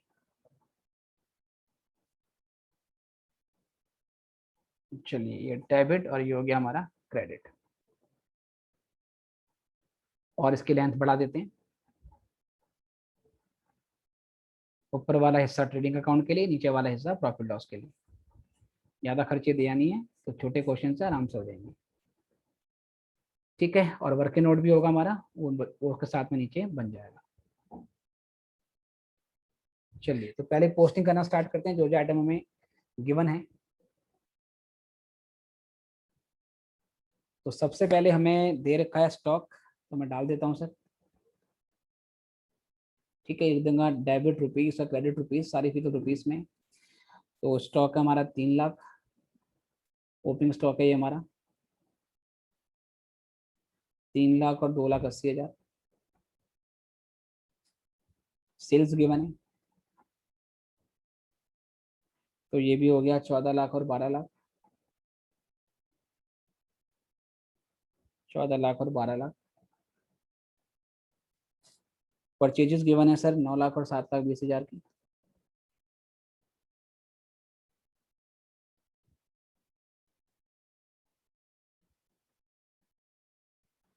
और एक्सपेंसेस दे रखे हैं डायरेक्ट 183। ऑल दो क्वेश्चन कह रहा है कि जीपी रेशियो निकालते वक्त उन्होंने डायरेक्ट एक्सपेंसेस को अकाउंट नहीं किया है, ठीक है, उन्होंने गलती करी है, पर हम क्यों गलती करेंगे? डायरेक्ट एक्सपेंसेस तो ट्रेडिंग अकाउंट में आना ही चाहिए, तो दिखाएंगे 284। जीपी मुझे निकालना है, ये मुझे करना पड़ेगा कैलकुलेट, और क्लोजिंग स्टॉक भी मुझे निकालना है। दोनों में से एक पता हो जाएगा तो दूसरा हम आराम से निकाल लेंगे, ठीक है सर, चलो जी, ये निकालेंगे बैलेंसिंग फिगर से, ये निकालेंगे बैलेंसिंग फिगर से, और ये निकालेंगे वर्किंग नोट से। बिल्कुल सिंपल सी कैलकुलेशन है, कैसे करेंगे देखना। चलो यहाँ लिखते हैं, तो GP ratio without charging direct expenses, direct expenses को चार्ज किए बिना कितना कितना जीपी रेशो है। तो ए का जीपी रेशो है 40% और बी का है 30%। और जीपी रेशो किस पे निकालते हैं, हमेशा सेल पे निकालते हैं। अगर क्वेश्चन में कुछ बताया भी ना हो कि जीपी रेशो कॉस्ट के ऊपर है या सेल्स के ऊपर है, तो सेल्स के ऊपर मानेंगे। इस क्वेश्चन में तो बोला ही हुआ है वैसे ही, है ना, इस क्वेश्चन में तो वैसे भी बोला हुआ है कि जीपी रेशो सेल्स के ऊपर है। तो बाई चांस ना बोले, सिर्फ बोलेगा जीपी रेशो इतना है, कितना सर 40%, 30%, बताया नहीं किस पे है, तो आप हमेशा किस पे लोगे, सेल पे लोगे। अब यहाँ से निकालोगे sir amount of gross profit without charging direct expenses. Direct expense को चार्ज किए बिना आपका कितना अमाउंट है जीपी का। तो सेल्स का बोला हुआ है बेटा 40%, तो एक की जो सेल है वो 14 लाख है, 14 लाख का 40% निकाल दो, बताओ जी कितना आया, 5,60,000। मैं गलत करूँ तो बताना। और बी की जो सेल है प्यारे बच्चों वो है 12 लाख की, 12 लाख का 30% कितना आया, 3,60,000। हाँ जी सर। चलो, अब इस जीपी में डायरेक्ट एक्सपेंसेस चार्ज नहीं हुए हैं। अब देखो sir, amount of gross profit after charging direct expenses, direct expense charge करने के बाद कितना अमाउंट है। तो 5,60,000 तो था विदाउट चार्जिंग डायरेक्ट एक्सपेंसेस, इसके डायरेक्ट एक्सपेंसेस हैं 1,83,000। बताओ कितना आएगा। ये 3,60,000 भी ले लेते हैं, और इसके खर्चे हैं डायरेक्ट वाले 284। बताओ पहले ए का बताओ। 3,77,000। 3,77,000, ठीक है। और इसका बताओ बी का। 76,000। चलो 76,000। तो ये बेटा हमने जीपी निकाल लिया। इसके कैलकुलेशन में कोई डाउट है तो पूछ लो। सिंपल सी कैलकुलेशन है, GP ratio without charging direct expenses था, तो सेल्स पर जीपी रेशो लगा के हमारे पास ग्रॉस प्रॉफिट आ गया, बट वो gross profit before charging direct expenses है, उसमें से डायरेक्ट एक्सपेंसेस को माइनस कर दो। तो ये जीपी आया हमारा 377,000 और 76,000 ए और बी का डायरेक्ट एक्सपेंस को चार्ज करने के बाद। ये जो हमारा जीपी आया बेटा, ये हम यहाँ डाल देंगे इधर, यहाँ 3,77,000 और यहाँ पर 76,000। यहाँ से अब बैलेंसिंग फिगर से आप क्लोजिंग स्टॉक निकाल लो। पहले टोटल करो। ओहो लाइट चलेगी फिर। हाँ चल, नीड योर मोबाइल।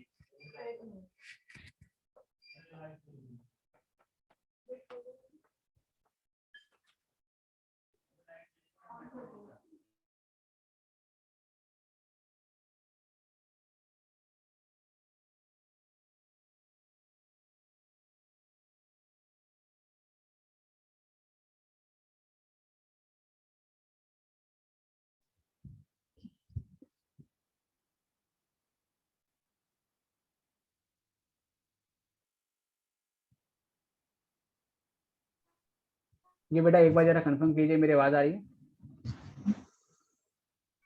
हाँ जी Yes, सर sir. आ रही है। ठीक है। और स्क्रीन बेटा विजिबल है। सिर्फ आपको फोटो आ रहा है सर। स्क्रीन विजिबल नहीं है ना, मतलब वो पेज विजिबल नहीं है। नहीं सर।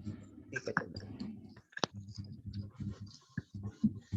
ओके कंटिन्यू करते हैं। यहाँ पे वैशाली में थोड़ा लाइट की दिक्कत है, फिर लाइट चली गई है, बट समाओ कुछ जुगाड़ लगा के मैंने ठीक है।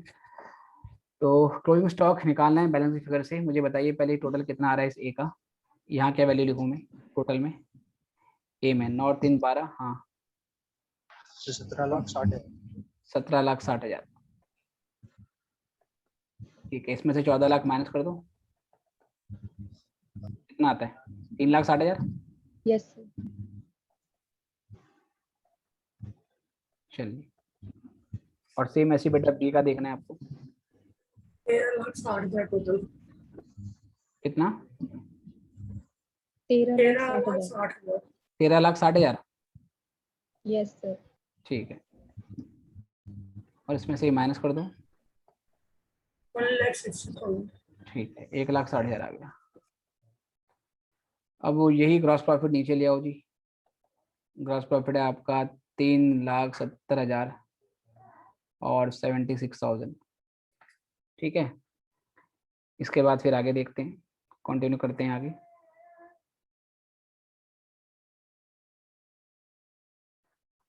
दूसरा वर्किंग नोट बनाते हैं यहाँ से।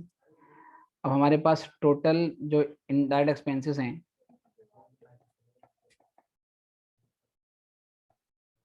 ऑफ 6 डिपार्टमेंट्स, वो हो गया आपका 3,60,000 था। 3,60,000। इस 3,60,000 के पहले 16 करना है अलग। 16 3,60,000 का 60,000, जिसको हमने बराबर बांटना है, डिवाइडेड इक्वली। और बाकी जो बैलेंस बचा, सर 1/3 को बांटना था ना। अच्छा 1/3 है, चलो 1/3 हो गया। कितना आएगा? 1,20,000। ठीक है, 1/3 है 1,20,000।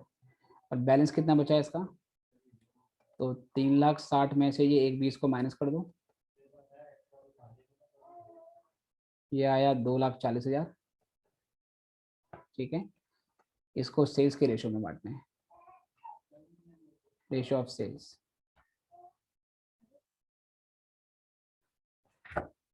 तो उसके बाद फिर यहाँ से पहले हम ए का खर्चा निकालेंगे। ए के हिस्से का कितना खर्चा आया? तो 1,20,000 में तो बेटा उसको 1/6 मिल जाएगा। और जो बैलेंस 2,40,000 है उसको तीनों डिपार्टमेंट की 6 डिपार्टमेंट की सेल्स के रेशो में बांटना है।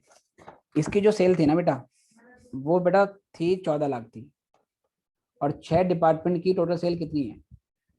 40 लाख। कहाँ से आया ये? 14 लाख ए की सेल, 12 लाख बी की सेल, और बाकी 14 लाख बाकी अदर 14 लाख डिपार्टमेंट। बेटा, हाँ बाकी 14 लाख अदर की है। तो कितना आ गया ये? 40 लाख। Yes sir. ठीक है बेटा, इसमें कोई डाउट तो नहीं है? ये 14 प्लस 12 प्लस 14 बांट के आया। ठीक है, ध्यान रखना ये ए की सेल है, ये बी की सेल है, और ये अदर की सेल है। ठीक है, तो ये इस तरीके से दे रखी थी।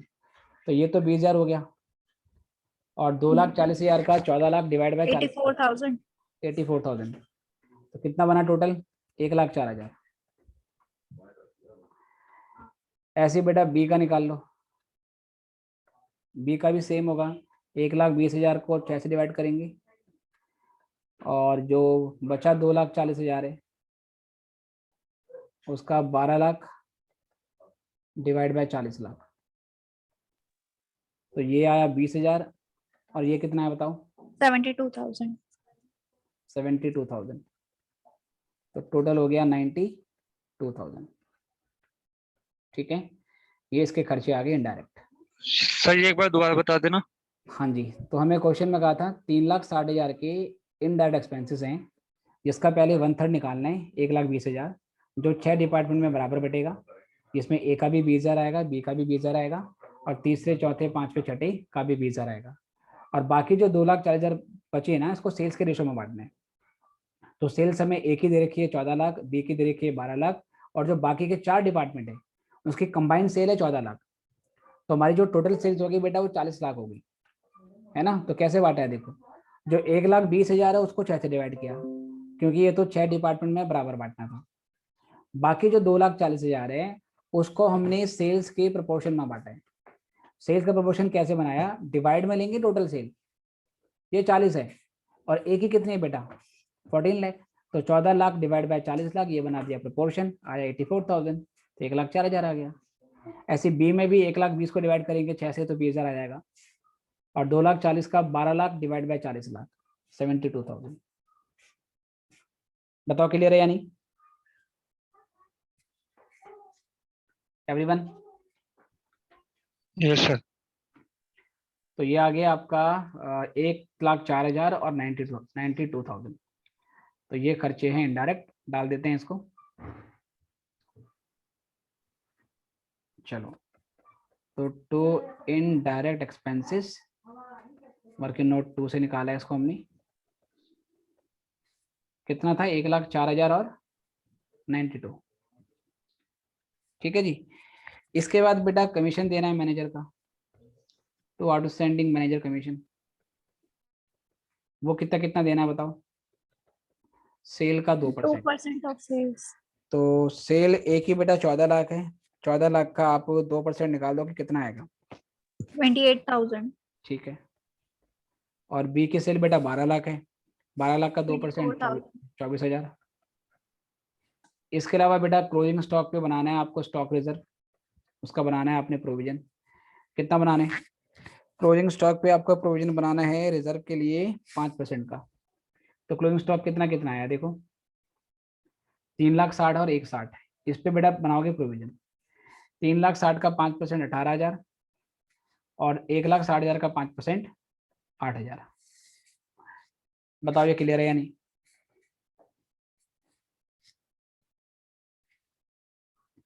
इसमें कोई डाउट है क्या?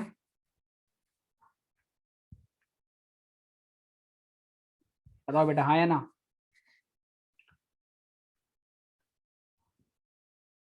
तो कोई दिक्कत नहीं आई gas, I am not getting your response, तो आई अज्यूम कि सबको ठीक है। तो यहाँ से इसके बाद अब क्या करेंगे बेटा, नेट प्रॉफिट या नेट लॉस निकाल लो, और ये देख लो किसका नेट प्रॉफिट आ रहा है, किसका नेट लॉस आ रहा है। तो पहले इसका नेट प्रॉफिट आ रहा है डिपार्टमेंट ए का, इसकी वर्किंग करो और मुझे बताओ कि कितना निकल रहा है। 3,77,000 में से ये माइनस करो, कितना आता है बताइए? 1,04,000, 28,000 और 18,000। 2,27,000। 2,27,000। ठीक है। इसमें ये साइड ज्यादा आ रही है, 92 और 8, ये हो गया आपका क्या नाम है सर? सर बी में लॉस आ रहा है। हाँ, बी में लॉस आ रहा है। तो 40 ये हो गया 1,24,000 और 1,24,000 में से बेटा माइनस करो 76। 48,000। 48,000। Y net loss 48,000। कंप्लीट हो गया ये क्वेश्चन। ठीक है, किसी भी पॉइंट में डाउट है तो बताओ, अदरवाइज नेक्स्ट मुद्दे पे आते हैं।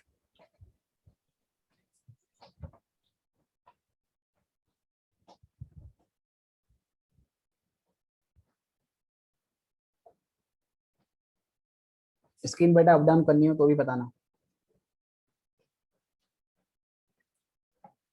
तो ये सिंपल क्वेश्चन है, इसमें बेसिकली क्या करना होता है कि आपको खर्चे बांटने होते हैं बस। और इसमें तो केवल एक ही पॉइंट था कि ग्रॉस प्रॉफिट निकालते वक्त डायरेक्ट एक्सपेंसेस को चार्ज नहीं किया था, हमने चार्ज कर दिया, वहां से जीपी आ गया और क्लोजिंग स्टॉक बैलेंस की फिगर से निकाल लिया।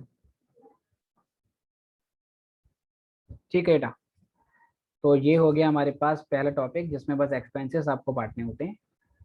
और अब यहाँ से हम आगे बढ़ते हैं नेक्स्ट टॉपिक की ओर, जिसमें सेंट्रलाइज परचेज हमें गिवन होती है। ठीक है, ये पूरा क्वेश्चन है हमारा, स्क्रीनशॉट लेना चाहो तो ले सकते हो।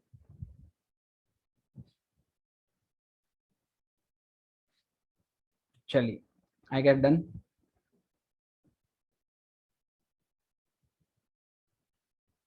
अगले मुद्दे पे आते हैं, और नेक्स्ट मुद्दा है हमारा सेंट्रलाइज परचेज सिस्टम।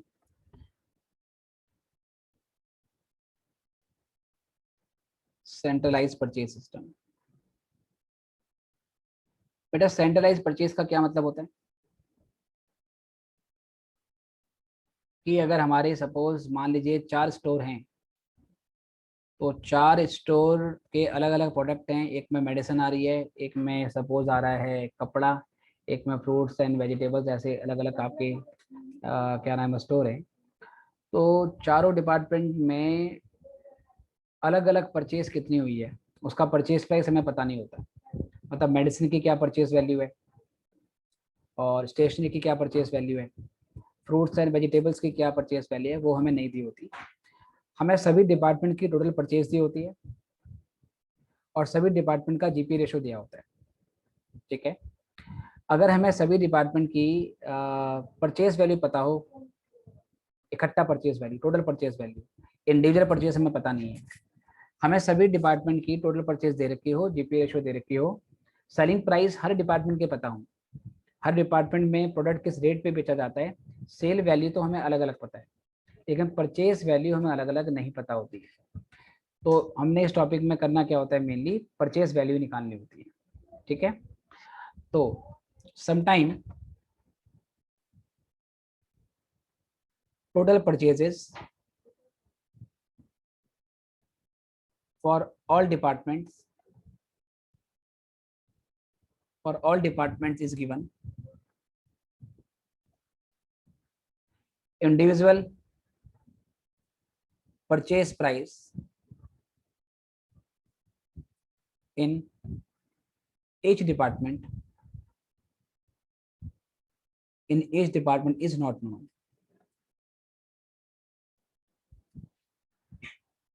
ठीक है, although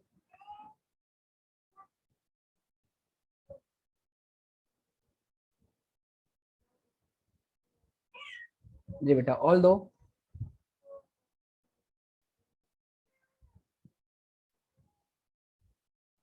selling prices and GP ratio of each department is known.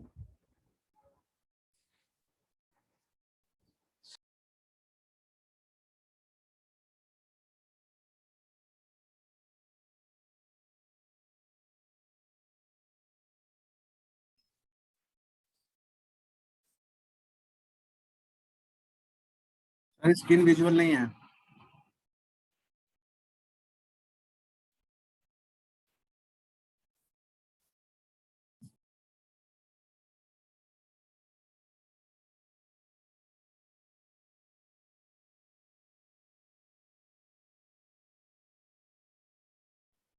जी बेटा, मेरी आवाज आ रही है और स्क्रीन विजिबल है क्या?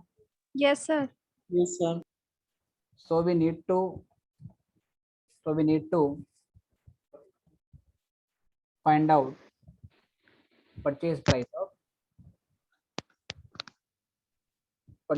of each department. हमें हर डिपार्टमेंट के परचेज प्राइस निकालने होते हैं। ठीक है, ये टॉपिक हमारा। इस पे बेटा बुक में 2-3 क्वेश्चन है, जिसमें से 2 क्वेश्चन सॉल्व्ड हैं और एक क्वेश्चन जो है वो अनसॉल्व्ड है। तो अनसॉल्व्ड वाला मैं करवा रहा हूँ आपको। ठीक है, और सॉल्व्ड वाले तो फिर सेम पैटर्न पे हैं, बस फिगर चेंज है, वो आप कर लोगे। इसको नोट कर लो पहले, जब भी आप लिख लोगे तो मुझे बताना।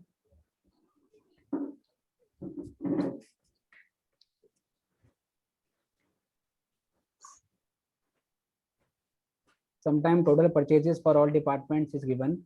Individual purchase price in each department is not known, although selling prices and GP ratio of each department is known. So we need to find out purchase price of each department. ठीक है, चलो अब सीधे question पे आते हैं। इसका ये क्वेश्चन है बेटा जी, जो मैंने भी आपको धूरा वाला क्वेश्चन करवाया था उसी के जस्ट नीचे ही है। ठीक है, अनसॉल्व क्वेश्चन है, इसको मैं सॉल्व करा देता हूँ और मॉड्यूल में इसके एग्जाम्पल कौन से हैं वो मैं आपको बता दूंगा। तो जो धूरा वाला क्वेश्चन कराया उसी के जस्ट नीचे है, देखो ध्यान से। क्वेश्चन में कहता है Surya company limited has 3 department. Surya company के 3 डिपार्टमेंट हैं ABC। इसने परचेज करी है 2012-13 में तीनों डिपार्टमेंट के लिए इतनी।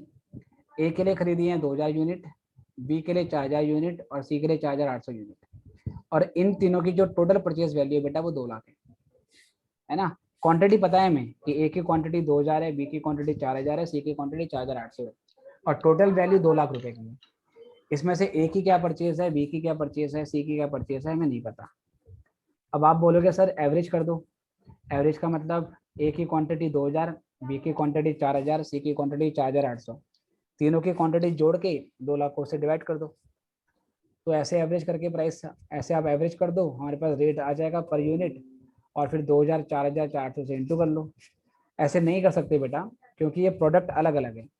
अगर डिपार्टमेंट ए में मेडिसिन बिक रही है तो डिपार्टमेंट बी में फ्रूट और वेजिटेबल्स ऐड हो रहे हैं। तो जहाँ पर एक तरफ 2000 दवाइयाँ हैं, दूसरी तरफ 4000 फ्रूट्स एंड वेजिटेबल्स हैं, तो क्वांटिटी सर एडेबल नहीं है, यानी हम ऐड नहीं कर सकते, ठीक है, तो एवरेज करने वाला कॉन्सेप्ट नहीं लगेगा। ओपनिंग स्टॉक दे रखा है 240 यूनिट, 160 यूनिट और 304 यूनिट। सेल्स दे रखी हैं, डिपार्टमेंट ए में 2040 यूनिट बेची हैं 20 रुपए के प्राइस पर, डिपार्टमेंट बी में 3840 बेची है at a rate of 22.50। In Department C, we have sold 4,992 units at a rate of ₹25 per unit each. The rate of GP ratio is uniform for all the departments. Her department का GP ratio same है, ठीक है। Assume the unit prices of opening stock and purchase unit cost are uniform. मान लो कि purchase price का rate और opening stock का rate same है। इसका ये मतलब हुआ कि जो रेट पिछले साल था परचेज का डिपार्टमेंट ए, बी और सी में, वही परचेज का रेट इसी साल भी है, ठीक है। तो परचेज प्राइस में कोई चेंज नहीं हुआ है। क्वेश्चन में कह रहा है आपने बनाना है डिपार्टमेंटल ट्रेडिंग अकाउंट, ठीक है। तो डिपार्टमेंटल ट्रेडिंग अकाउंट निकालने से पहले हमें वर्किंग नोट में काम करने हैं और फिर उसके बाद department wise trading profit loss बनेगा, ठीक है।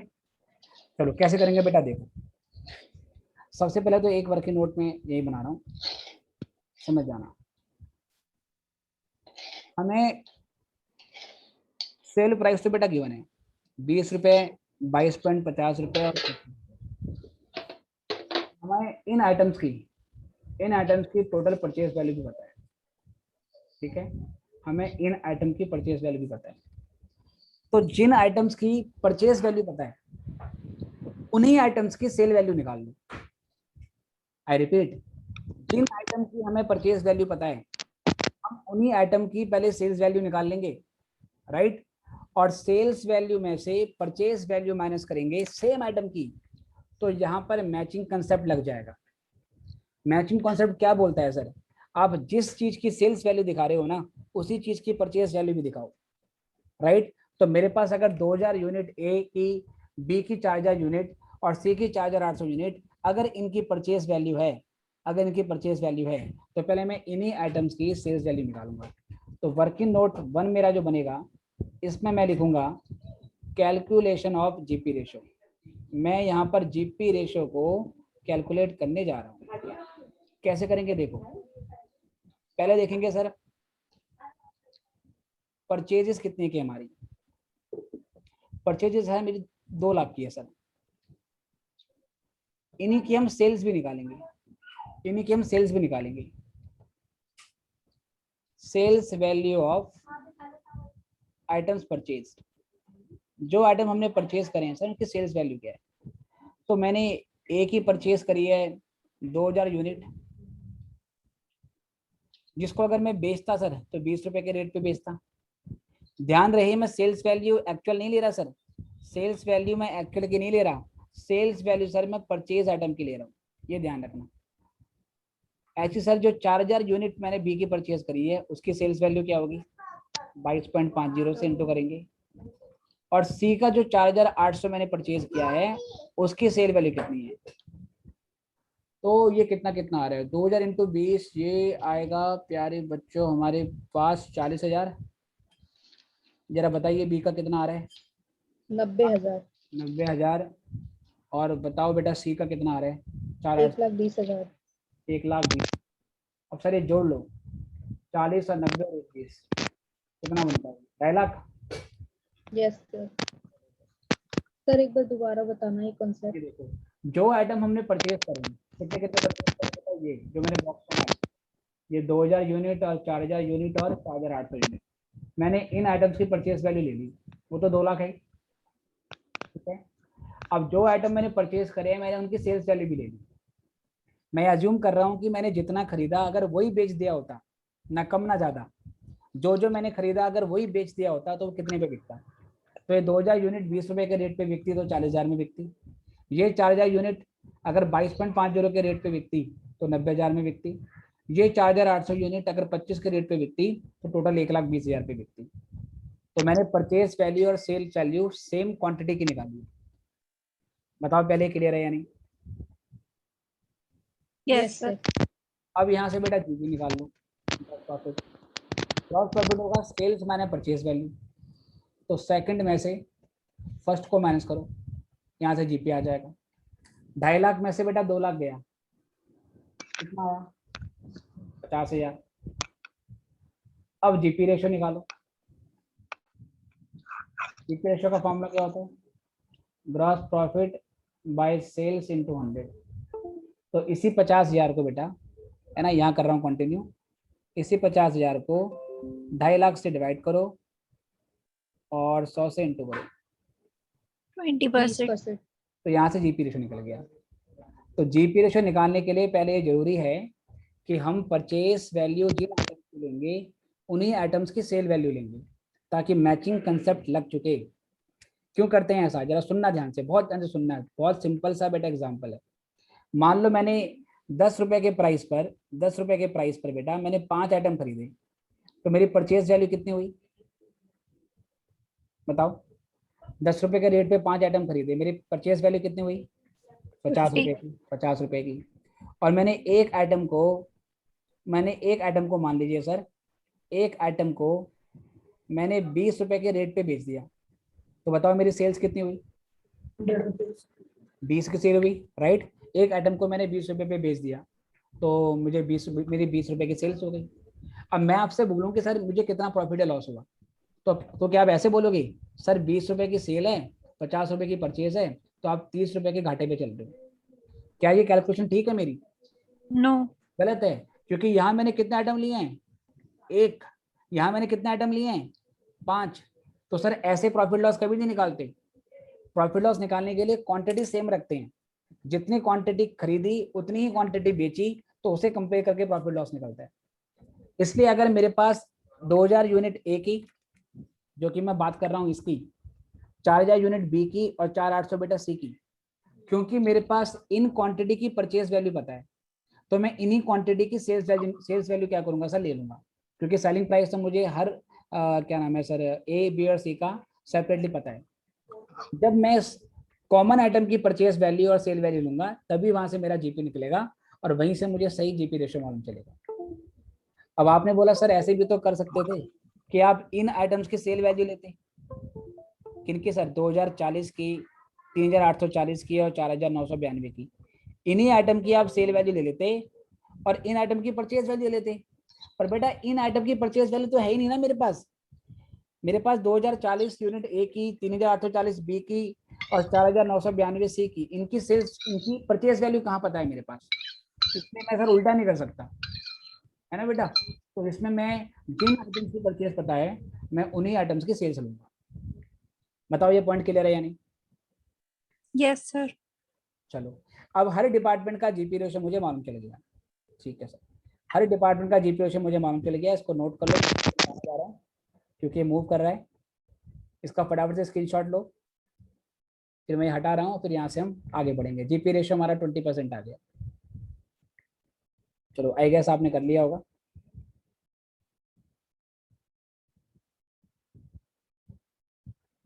चलो, अब सर क्या करूंगा देखो, इसी के आगे कंटिन्यू करता हूँ।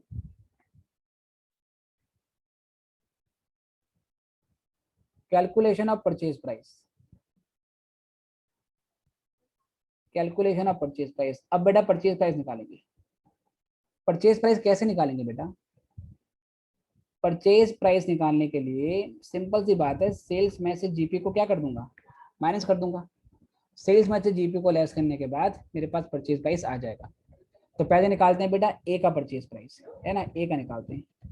ए का सेल वैल्यू 20 रुपए, जीपी रेशो कितना था बेटा? 20% था, तो 20 का 20% निकाल लो, तो 20 माइनस 20 का 20%, 4 रुपये आएगा सर। ये 16 रुपये का प्राइस आ गया पर यूनिट।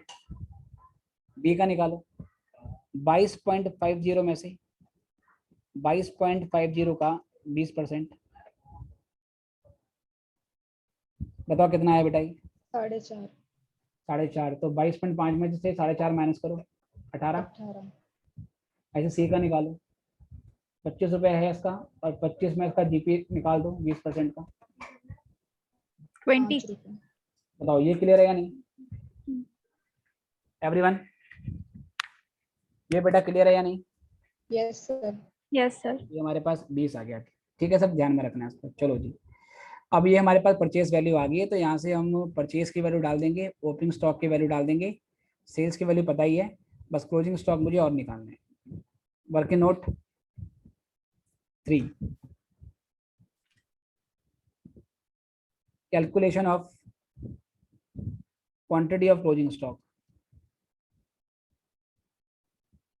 ठीक है, क्लोजिंग स्टॉक बेटा कैसे निकालेंगे, कितना ओपनिंग स्टॉक था, कितना परचेज किया और कितना बेच दिया, जो बचेगा बेटा वो हो जाएगा मेरा क्लोजिंग स्टॉक। तो पहले ए का निकालेंगे। ए का जो ओपनिंग स्टॉक है बेटा वो है 240 यूनिट, परचेज करिए 2000, ठीक है बेटा, क्वांटिटी है ये, और सेल कर दी 2040। बताओ बेटा बची कितनी, 200। तो इसकी बची 200 यूनिट। सेम बी का निकालेंगे। बी का ओपनिंग स्टॉक है 160 और परचेज करिए इसकी 4000 यूनिट, सेल करिए 3840 यूनिट। कितनी बची इसकी, 320। 320 यूनिट। सेम बेटा सी का निकालेंगे।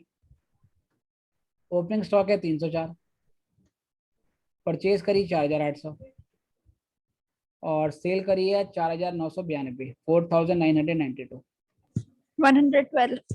112। ठीक है सर, तो ये हमने निकाल दी क्वांटिटी इसकी। बस अब हमारा काम हो गया, अब देखते रहना कैसे कैसे करूँगा। इतना लिख ले पहले, फिर हम आगे बढ़ेंगे।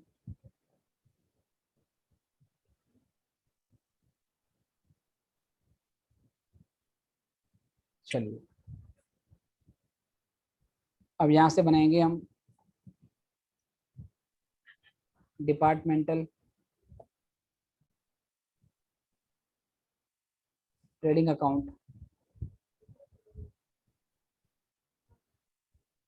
For the year ended. Year and बेटा कितना है देख लो एक बार,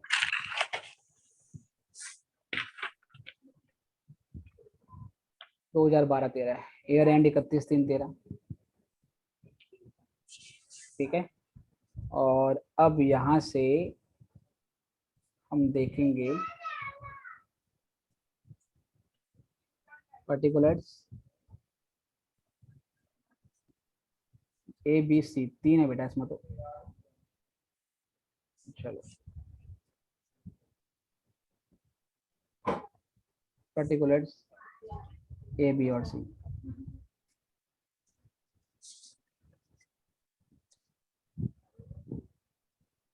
ठीक है, debit rupees credit rupees.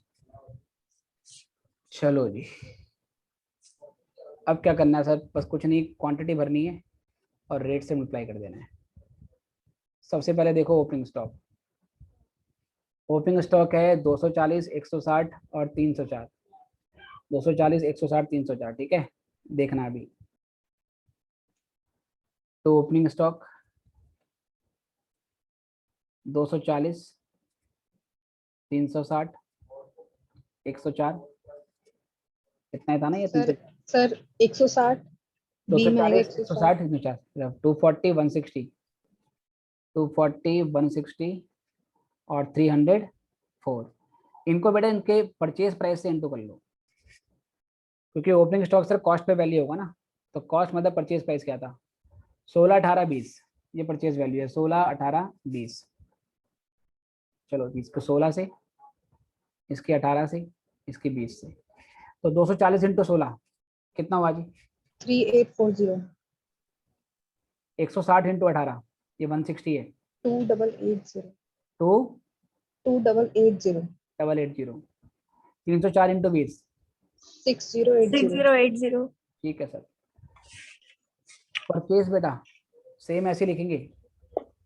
Purchase में पहले देखो 2000 यूनिट है और 2000 यूनिट को 16 से इंटू करो, 2000 इंटू 16 कितना आएगा, 32,000। 32,000। ठीक है, मैं सीधे लिख रहा हूँ, समझ जाना। हाँ, ऐसी बेटा बी की कितनी है, बी की है 4000 और रेट है 18, 4000 इंटू 18 72,000। ठीक है, और सी हो गया 72,000 हमारा। और सेम ऐसे प्यारे बच्चों 4800 इंटू 20 96,000। 96,000। ठीक है, चलो जी। सेल्स बेटा अब तो हम एक्चुअल डालेंगे, है ना। सेल्स अब हम एक्चुअल डालेंगे क्योंकि हम यहाँ पे ओपनिंग स्टॉक ले रहे हैं, क्लोजिंग स्टॉक ले रहे हैं, तो अब सेल एक्चुअल डालेंगे। जब ओपनिंग स्टॉक भी नहीं लेते, क्लोजिंग स्टॉक भी नहीं लेते, तो वहां पर जीपी कैसे निकलता है? वहां पर जीपी निकालने के लिए अब जितने आइटम की परचेज लोगे उतने ही आइटम की सेल वैल्यू लोगे, राइट। जब ओपनिंग स्टॉक भी नहीं देख रहे, आप क्लोजिंग स्टॉक भी नहीं देख रहे, तो जीपी और जीपी रेशो निकालने के लिए जितने आइटम की परचेज उतने आइटम की सेल। पर क्योंकि ये ओपनिंग स्टॉक क्लोजिंग स्टॉक ले रहे हैं हम ट्रेडिंग अकाउंट के अंदर, इसलिए यहाँ पर हम एक्चुअल लेंगे। सेल्स बेटा ये लेनी है अब एक्चुअल इंटू करके 2040 इंटू 20 कितना आया? 6080। 40800। अच्छा 40800, राइट। ऐसे बेटा 3840 इंटू 22.5 86,400। 86,400। चलो सर।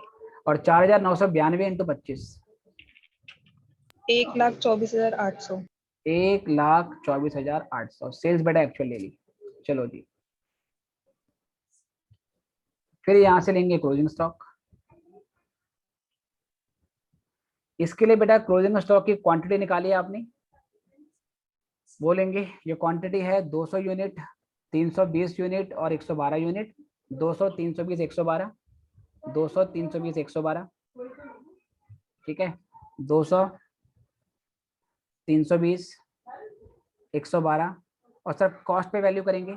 इसकी कॉस्ट है 16, इसका 18 और इसका सर 20। बताइए जी, ये हो गया 3200। 3200। हाँ, और 5760। 5760, 2240। 2240। ठीक है बेटा, बस अब ये करने के बाद यहाँ से एक्चुअल जीपी आ जाएगा, एक्चुअल क्वांटिटी जो सेल करी है उसका। ठीक है, ये एक्चुअल जीपी होगा, जो आइटम हमने एक्चुअल में बेचे हैं उस पर कितना जीपी होगा। तो ये आप निकालो बैलेंस फिगर से। तो पहले बताओ ए का कितना आ रहा है जीपी। ये टोटल हो गया 44,000 आई गेस। 8,160। 8,160। Yes sir. ठीक है, इसका निकालो। 17,280। 17,280। ठीक है, 24960। 24960। ठीक है बेटा, ये एक्चुअल बैलेंस फिगर है। टोटल यहाँ पे लिख देना, जो आएगी ये लिख देना आप लोग। और आप लोग वेरीफाई कैसे करोगे अपना आंसर? अगर आप वेरीफाई करना चाहते हो तो वेरीफाई कैसे करोगे?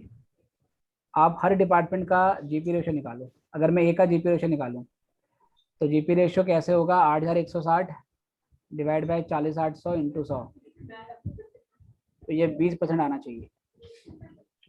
ऐसी बी का भी बेटा 17,280 डिवाइड बाय दिस इंटू 100, 20% आएगा। 24,960 डिवाइड बाय 1,24,800 इंटू 100, 20% आएगा, क्योंकि हर डिपार्टमेंट का जीपी रेशो 20% बोला हुआ था। बताओ क्लियर है या नहीं? Yes sir. ठीक है बेटी, तो ये हमारा हो गया क्वेश्चन, और यही 2 टॉपिक मैंने आज पूरे करने थे। और इस पे अब मॉड्यूल में कौन कौन से क्वेश्चन है वो आपको मैं बता देता हूँ। स्क्रीन अप डाउन करनी हो दोबारा तो बाद में मुझे बता देना, दोबारा दिखा दूंगा, कोई पोर्शन छूट गया हो तो बता रहा हूँ कौन सा क्वेश्चन है इस पे। ठीक है,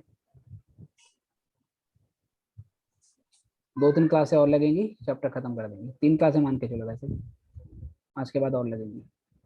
एक तो ये क्वेश्चन है बेटा, इलस्ट्रेशन 27। ठीक है, ये सेम पैटर्न का है, ऐसा ही बिल्कुल आपको ये करना है। बस एक ही क्वेश्चन है इसमें, एक आपको मैंने करा दिया ऐसा, और एक 27वां आपने करना है। एक मैंने पहले बताया था होमवर्क में, वो भी ट्राई कर लेना। That is 19। तो 19 और 27 आपके लिए होमवर्क है। तो होमवर्क है इलस्ट्रेशन 19 और 27, राइट। आज के लिए इतना ही। अगली क्लास कल होगी, कल सुबह 11:30 बजे। ठीक है, कल भी ये क्लास रखेंगे। चलो, गुड बाय। सर एक बार क्वेश्चन की पिक दिखा दो। हाँ बेटा, कौन सा वाला क्वेश्चन बताइए? अच्छा, दोनों। तो दिया हूँ यहाँ पे नंबर अलग है। ठीक है, एक तो ये है देखो, यस सर मिल गया ये वाला। ठीक और है। 19। हाँ, और एक जो क्वेश्चन करवाया था उसके जस्ट सेकंड वाला, ये क्वेश्चन।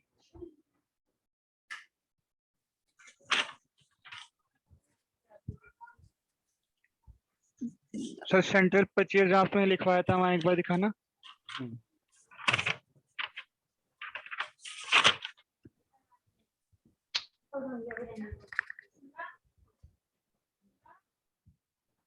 एक मिनट। हाँ, ये है सेंट्रल परचेज। हो गया सर, थैंक यू। ओके बेटे, कल 11 बजे। Good bye. Thank you.